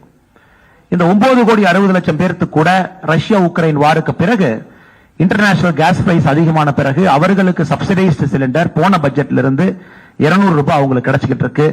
அவர்களையும் கூட நன்றாக நம்முடைய அரசு பார்த்துக்கிட்டு இருக்கு. அது மட்டும் இல்லை சகோதர சகோதரிகளே, இந்த 9 ஆண்டுகள்ல 4 கோடியே 14 லட்சம் போகஸ் எல்பிஜி கனெக்ஷன் நம்ம க்ளோஸ் பண்ணிருக்கோம். இது ஏழை மக்களுக்கு வர வேண்டிய எல்பிஜி கனெக்ஷன். நிறைய பேருக்கு டபுள் கனெக்ஷன், ட்ரிபிள் கனெக்ஷன் இருந்துச்சு. 9 ஆண்டுகள்ல 4 கோடியே 14 லட்சம் போகஸ் எல்பிஜி கனெக்ஷனை க்ளோஸ் பண்ணி முதலாக இந்த 9 கோடி மக்களுக்கு நம்ம எல்பிஜியை கொண்டு போய் வீட்டில் சேர்த்திருக்கோம். வருகின்ற காலம் பதில் சொல்லும். அவர்களுக்கு வரக்கூடிய நோய்கள், விறகடுப்பு சமையல் மூலமாக வரக்கூடிய நோய்கள் அனைத்தும் கூட அவர்களுக்கு எஃப்ஐஆர்ல அரெஸ்ட் பண்ண மாட்டாங்க. அது இன்வெஸ்டிகேஷன் ப்ராசஸ்ல, உதாரணத்துக்கு சிபிஐ எடுத்தீங்கன்னா சார்ஜ் ஷீட் போடும்போது அரெஸ்டே பண்ணுவாங்க. தமிழ்நாட்டில் 2G ஸ்கேம் உட்பட யாரையும் சிபிஐ முதல் தகவல் அறிக்கை பதிவு பண்ண உடனே அரெஸ்ட் பண்ண. உதாரணத்துக்கு என்னையும் பாத்தீங்கன்னா, நான் இன்னைக்கு திமுக அமைச்சர்கள் மீது பல ஊழல் குற்றச்சாட்டுகளை வச்சிருக்கேன். ஆனா நான் மைக் எடுத்தீங்களா, நான் ஊழல் குற்றச்சாட்டு வச்சுட்டேன், நானும் ஒரு பெரிய ஆள் தான், நானும் இந்த நாட்டில் முக்கியமான பிரச்சனை, ஊழல் குற்றச்சாட்டுக்கு வச்சதுக்காக நீங்க ஒரு அரெஸ்ட் பண்ணா தான் அண்ணாமலை பேசுவான்னா, நாளைக்கு உங்களுக்கும் பாதுகாப்பு இருக்காது, எனக்கும் பாதுகாப்பு இருக்காது. வைக்கக்கூடிய குற்றச்சாட்டை யாரும் மறுக்கவில்லை. சுப்ரீம் கோர்ட்டில் இருந்து அதுக்கு ஒரு கமிட்டி போட்டிருக்காங்க. அது டெல்லி ஹைகோர்ட்லயும் ரிட் பெட்டிஷன் அதுக்கு ஒரு கமிட்டி போட்டிருக்காங்க. குற்றச்சாட்டை யாரும் மறுக்கல. ஆனா என்னுடைய முதல் கண்டிஷன் அரெஸ்ட் பண்ணாதான் நான் பேசுவேன் சொல்லுகின்ற கருத்தை யாரும் ஏற்றுக்கொள்ள முடியாதுங்க. அவங்க 7 அம்ச டிமாண்ட கொடுத்திருக்காங்க. 7 பாயிண்ட் டிமாண்ட். 7 பாயிண்ட் டிமாண்ட்ல முதல் டிமாண்டே அந்த பர்டிகுலர் மனுஷனை நீங்க அரெஸ்ட் பண்ணாதான் அடுத்த 6 டிமாண்டும் பேசுவோம் என்று சொல்வதை ஏற்றுக்கொள்ள முடியாது. இதே வீராங்கனைய இத்தனை காலமாக யாரும் கௌரவம் கொடுக்காதப்ப பிரதமர் அவர்கள் தன்னுடைய இல்லத்திற்கு அழைத்து அவர்களுக்கு மரியாதை கொடுத்து அந்த சகோதரியை பாராட்டி இந்தியாவிற்கு பெருமை சேர்த்ததற்காக நாட்டு மக்களுக்கு முன்னாடி நம்ம பிரதமர் தான் பாராட்டினார். அதனால இதுல ஒரு சட்ட திட்டத்துக்கு உட்பட்டு தான் நீங்கள் நான் இருக்கணும். ஏன்னா நாளைக்கு இதே பிரச்சனை, ஒருத்தர் பிரஷர் போடுறாங்க, ஜந்தர் மந்தர்ல பிரஷர் போடுறாங்க, கப்பஞ்சாயத்து வர்றாங்க, கப்பஞ்சாயத்தினுடைய தலைவர் ஹரியானால இருந்து சப்போர்ட் பண்றாங்க, அவங்களால கூட்டத்தை கூட்ட முடியுதுன்னா என்னாலையும் கூட்டத்தை கூட்ட முடியும். நாளைக்கு இதே பிரச்சனை உங்களுக்கு எனக்கு வரும். நக்கீரன்ல மேல ஒரு ஆர்டிகல் எழுதுறீங்க, நான் நக்கீரன் மேல ஒரு கேஸ் போடுறேன், நான் 10,000 பேர்த்த கொண்டு வந்து நக்கீரன் மேல நிறுத்துங்கிறக்காக நக்கீரன் அரெஸ்ட் பண்ணக்கூடாது. பத்திரிகை சுதந்திரம் சொல்றது புரியுது இல்லைங்க. அதனால தயவு செஞ்சு அதை கொஞ்சம் டிஃபரன்ஷியேட் பண்ணி பார்க்கணும். நாளைக்கு அந்த சகோதரி ஒரு எவிடன்ஸ் பத்திரிகை முன்னாடி ரிலீஸ் பண்றாங்கன்னா நாங்கள் கடமைப்பட்டு இருக்கின்றோம். டெல்லி போலீஸ் கடமைப்பட்டிருக்கு. எவிடன்ஸ் கொடுக்கல, மியர் அலிகேஷன். அரசு எஃப்ஐஆர் பதிவு பண்ணிட்டாங்க, கமிட்டி போட்டுட்டாங்க, டைம் பவுண்ட் இன்வெஸ்டிகேஷன் பண்றேன்னு சொல்றாங்க. ஆனா நீ அரெஸ்ட் பண்ணாம இந்த இடத்த விட்டு போக மாட்டேன்னு சொல்றது நியாயமா? நீங்களே கேளுங்க ஜெயண்ணா. பிரிட்ஜ் பூஷன் எம்பி அவர்கள் மீது கட்சி சார்ந்த ஏதாவது நடவடிக்கைகள் எடுக்கப்பட்டிருக்கா? அது என்ன ஸ்டேட்டஸ்ல இருக்கு? We will try to confine more to 9 years. அமைச்சர் அவர்கள் சொல்வது, நான் இங்க இருக்கின்றேன், நீங்க இருக்கிறீங்க, எல்லாம் தொடர்ந்து பேசலாம். இன்னைக்கு அமைச்சர் அவர்கள் தினமும் நமக்கு கிடைக்க போறது கிடையாது. 9 ஆண்டுகள் சாதனையை பேசுவதற்காக இங்க இருக்கின்றோம். இது சம்பந்தமாக உங்களுடைய கேள்விகள் அமைச்சர் எதிர்கொள்வதற்கு தயாரா இருக்க. மிச்ச கேள்வி நாங்க இருக்கோம், நாங்க உங்ககிட்ட பேசுறோம். 15 எய்ம்ஸ் கொண்டு வந்ததா சொன்னீங்க. அதுல தமிழகத்துல மதுரையோட எய்ம்ஸ் எப்போ வரும் சார்? அதோட ஸ்டேட்டஸ் என்ன sir? 2026 March. But we will try to get it expedited. Otherwise the target is 2026. But our team and the party is trying to push it a little faster. We'll try with that. The state government also has to cooperate in that. பிப்ரவரி வரைக்குமே 23.5 கோடி ரூபாய் மட்டும்தான் நிதி ஒதுக்கீடு செய்யப்பட்டதா இருக்குது. அதை பத்தி சொல்லுங்க சார். Which one is? அந்த நிதி போதுமானதா இருக்குமா?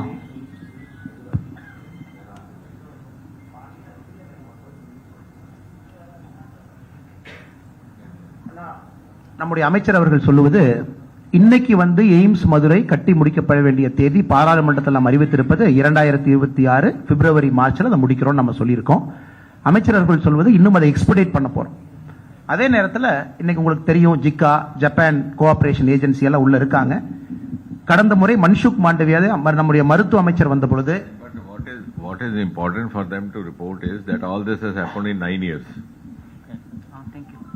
Earlier there were 7 aims in India. In 70 years, 7 aims. In 9 years, 15 added. One of this is Madurai. This is what you report, please, today. Because when you're talking at 9, delay or no delay, at least you got it. I was in Haryana that day, the same thing happened. So they asked the president, what is this? You have given, in their local language they have a proverb, to the camel, 2 small nuts. He said in his own language, ऊंट के मुंह में जीरा दी.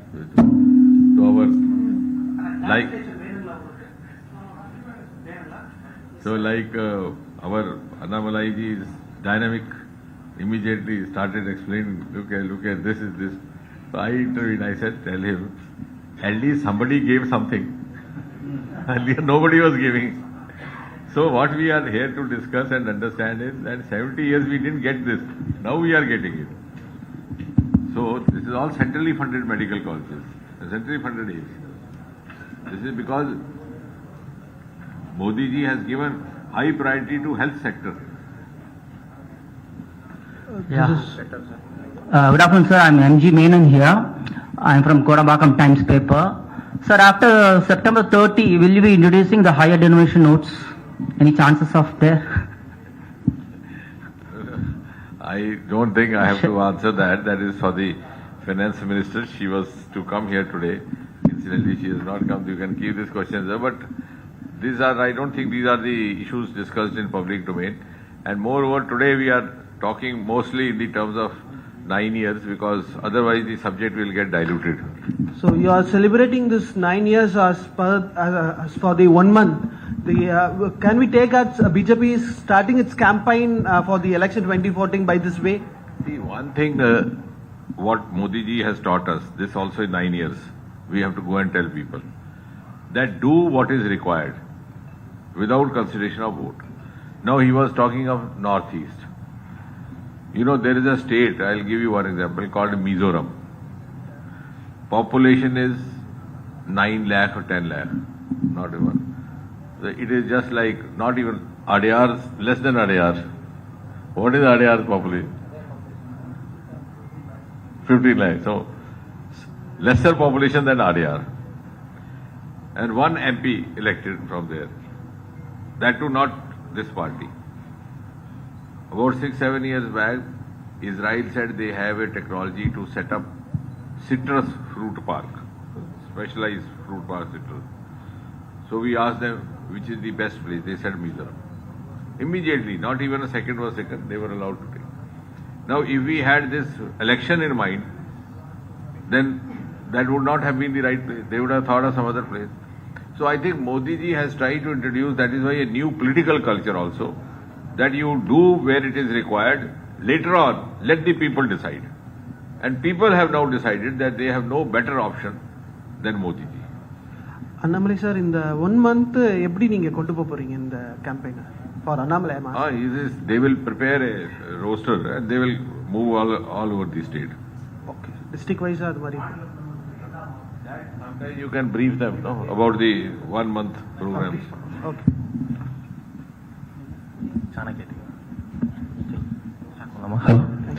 Sir, Senthilkumar from Chanakya TV. Sir, கங்கையை தூய்மைப்படுத்துறதுக்காக சிறப்பு திட்டத்தை செயல்படுத்துறீங்க. அது மாதிரி காவிரியை சுத்தப்படுத்துறதுக்கு தூய்மையான சிறப்பு திட்டம் ஏதாவது செயல்படுத்த போறீங்களா?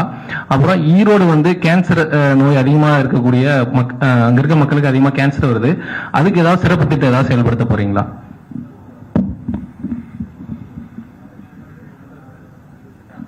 I think this process has started one after the other. All the other rivers and wherever it is required, it will be taken up. There is a separate plan for this. Not only it will confine only to Ganga. Even in my own constituency, there is a river called Devika, which is considered to be the elder sister of Ganga by mythology. They say if you do the last rituals there, you need not go to Haridwar. So there also they have started clearing. So they are taking it up one by one. Sir, vanakkam. Sir, vanakkam. Rajavel Dinamalar. Rajavel Dinamalar. இப்போ நீங்கள் சாதனைகளை பற்றி சொன்னீங்க, 9 ஆண்டு சாதனை. அதில் வீடு தேடி செல்கிற குடிநீர் பைப்லைன் மூலமாக அதுவும் தமிழ்நாட்டில் 63% நிறைவடைந்ததாக நீங்கள் ஒரு தகவல் சொல்கிறீங்க. ஆனால் இதுக்கு முன்னாடி வந்து நீங்கள் அதில் ஒரு குற்றச்சாட்டு வச்சுருந்தீங்க, இதை வந்து ஆய்வு பண்ணணும், நிறைய இடங்களில் வந்து இது வந்து முறையாக செயல்படலை, பைப் லைன் இருக்குது ஆனால் தண்ணி வரல அப்படின்னு. இதே மாதிரி இந்தியா முழுவதும் இருக்குதா, இல்லை தமிழ்நாட்டில் தான் அந்த பிரச்சனை இருக்குதா? தமிழ்நாட்டில் அந்த பிரச்சனை தீர்க்கிறதுக்கு என்ன செய்ய போறீங்க? No, actually, see, as far as Modi ji is concerned, all these schemes have been rolled out with an extreme degree of sensitivity and humility. We are not taking any pride in this. We are not taking any credit. We are also not boasting. We are doing this because Modi ji taught us nation first. He has not taken a single day holiday, nor has anyone from his team. So we are working with all humility, sincerity, and trying to provide what is required where. If at the local level it is not happening, that has to be taken differently. We will not discuss it today, but I am sure our team, led by Thiruvannamalai, will take it up in a proper way. But that is also a message to the people. Why, if a scheme has been given by the center, why it should not be effectively implemented? Sir, Last few questions. sir, here. Sir, Yalinian from Times of India. Sir, Prime Minister promised that 2 crore employment, 2 crore jobs will be provided per year. But in the last 9 years, do we have any statistics of how many jobs have been provided? This is a very good question. Actually, see, Prime Minister recently made an announcement that he will be providing 10 lakh government jobs. That was about 7-8 months back. After that, this process has started Rozgar Mela. You must be seeing almost every month you are having Rozgar Mela with 40 locations which get connected with Modi ji. Then he makes a virtual address, and through the Department of Personnel Training, which I am dealing, the appointment letters are issued. Next Rozgar Mela is 13th of June, like that. In that, almost 3-4 lakhs have already been given. But one thing which we have to explain, I think that also is a point, otherwise because this discussion can go on whole day, which our Karyakartas also have to go and explain to people. Employment does not mean only government job. 10 lakh is okay, that he has given, plus many held up promotions. Employment outside government job is also possible and may be more attractive and more lucrative. That is also one of the lessons coming out of these 9 years of story. Now this startup, as he said, 1 lakh. These startups are making much more than the government job. Recently, I started a mission, this lavender cultivation, agri-tech startup. 3 boys from Bangalore, they left their job, 2 B.Tech and 1 MBA. Because they said small bottle of perfume is selling for 15,000, why should we be slogging here for the company? Similarly, now problem is we have to educate people, also parents, and give them awareness. I have started a process of holding these startup expos, and now I am telling them that you get the parents also whenever you are getting the children to visit. And I made some I also arranged some interaction between class 12 children and who were seeking engineering, who were trying for engineering college, NIT. I made them sit with some young startup boys. There was one startup boy who had done his engineering. He had started he was preparing some AI driven, some gadget. So I asked him, I said, if you had gone for a government job, what would you get? He said, sir, maybe beginning ad hoc junior engineer or something, some 30,000, 18,000 like that. I said, now what are you doing? He said, sir, about 80,000 turnover per month. And because of COVID, it has come down, otherwise 1 lakh. So I told these boys, I said, now you are preparing for engineering. Now you have to go home and think. Where will you use your engineering knowledge? Here or there? So in 9 years, many other options have come up. Now we are having startups even in space in Bangalore, space sector. So that we have to tell people. It is no longer confined only to government jobs. Sir, we're fine with all this, but do we have any concrete data to support it? Like, see, because our PM promised 2 crore jobs per year. Like, are there any concrete data to support it? See, that is why I am saying, jobs does not mean only government service. You are also thinking that all of you should get assistant engineers and you should become police inspectors. Jobs means livelihood jobs. These are all jobs. All these alternate options outside government sector also, if you put it, will be more than 2 crore. Sir, you spoke high of the new airports. Okay. But in the out of last 6 airports, all have been handed over only to one person, only to one business conglomerate, that is Adani. Is the Modi government favoring a specific person because his rank in all India, throughout the global richness rank, his rank rose to 609 from 2-3 now. No, I will have. So is it not an example of crony capitalism? I will have to study your statistics. No, this is a worldwide statistics available. See, we are not getting into that because this is, as I said, this press meet is dedicated to 9 years. I'm also speaking about 9 years, sir. And in 9 years, you have to, if the airport condition has increased, we should celebrate that. Otherwise, there is a due process of law which is followed. So there is no question of questioning. In India, anybody has the option. After all, some due diligence and due course of procedure has been followed in everything that is done. Sir, one second. 2000 ரூபாய் note வந்து கொண்டு வரப்பட்டதான முக்கியமான காரணம் ஊழலை குறைப்பதற்காக. ஆனால் தற்போது அச்சடிக்கப்படுவதும் நிறுத்தி வைக்கப்பட்டுள்ளது. இந்த 9 ஆண்டு கால ஆட்சி காலத்தில் நீங்கள் வெற்றி சாதனைகளை திரையிடப்பட்டீர்கள். இதை மட்டும் ஏன் திரையிடப்படாமல் நிறுத்தி வைக்கப்பட்டது ஏன்?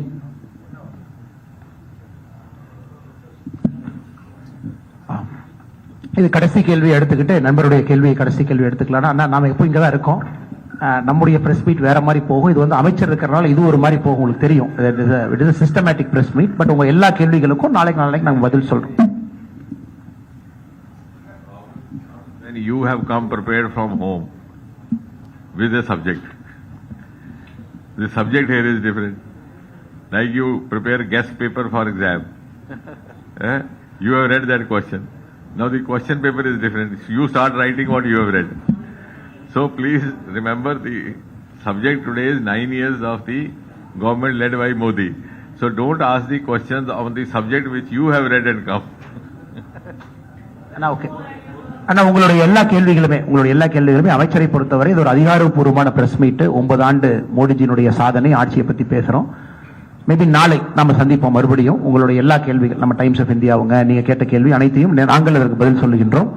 இன்னைக்கு நம்முடைய பிரசன்டேஷன், நம்முடைய டேட்டா, நாங்க உங்கள்கிட்ட அன்பான வைக்கக்கூடிய வேண்டுகோள் என்பது ஒரு ஓப்பன் மைண்ட்ல கம்பேர் பண்ணி பாருங்க. இப்ப இருக்கக்கூடிய டேட்டாவும் அதற்கு முன்பு இருக்கக்கூடிய டேட்டாவும் டூ அ கம்பேரிசன். அமைச்சர் பேசும்போது சொன்னாங்க ஒரு ஸ்பிரிட்ல பாருங்க. What is the spirit behind that scheme? இந்த ஸ்கீம்னுடைய லார்ஜர் கான்சியஸ்னஸ் என்ன அப்படின்னு நம்ம ஷில்பா நாயர் அவங்க இந்தியா டுடே நீங்க கேளுங்க. மைக் உங்களுக்கு. But is it, I hope not on the subject that you have studied this morning. No, you, while speaking out or listing out the achievements, one achievement was the Modi government have brought in a new era in sports. Yet we are seeing our national heroes who won medals for the country being dragged on the roads in the national capital on the day when a new parliament is being inaugurated. That is a different issue. Will you deny that sports has got a kind of a boost in these 9 years which had not seen earlier? So don't mix up one thing with the other. No, that is different. And sir, what about the June 12 meeting of opposition parties in Patna? That you should ask opposition parties. We are ruling party. But do you think anti-BJP coalition will take shape, sir? You want some headline for India Today so that you get I am not going to give you. வந்திருக்கக்கூடிய பத்திரிகை நண்பர் அனைவருக்கும் எங்களுடைய நன்றியை தெரிவித்து, சகோதரர்களே, நாளை உங்களை சந்திக்கின்றோம். நம்முடைய அலுவலகத்தில் நம்ம அனைத்து கேள்விகளையும் நாங்கள் எதிர்கொள்றோம். இன்னைக்கு நீங்கள் இங்கு வந்து மோடிஜியினுடைய 9 ஆண்டு காலம் இந்த ஆட்சி ஏற்படுத்தக்கூடிய மாற்றத்தை நீங்கள் பார்த்திருக்கின்றீர்கள். இதை நீங்க வந்து தமிழகத்தில் இருக்கக்கூடிய நம்ம எல்லா சகோதரிகளுக்கு நாம் கொடுத்திருக்கக்கூடிய டேட்டா கம்பாரிசன் 2014க்கு முன்பு என்ன, அதுக்கப்புறம் என்ன அப்படிங்கிறது நீங்க எடுத்துட்டு போன அன்போடு கேட்டுக்கிறோம். நன்றி, வணக்கம். பாரத் மாதா கி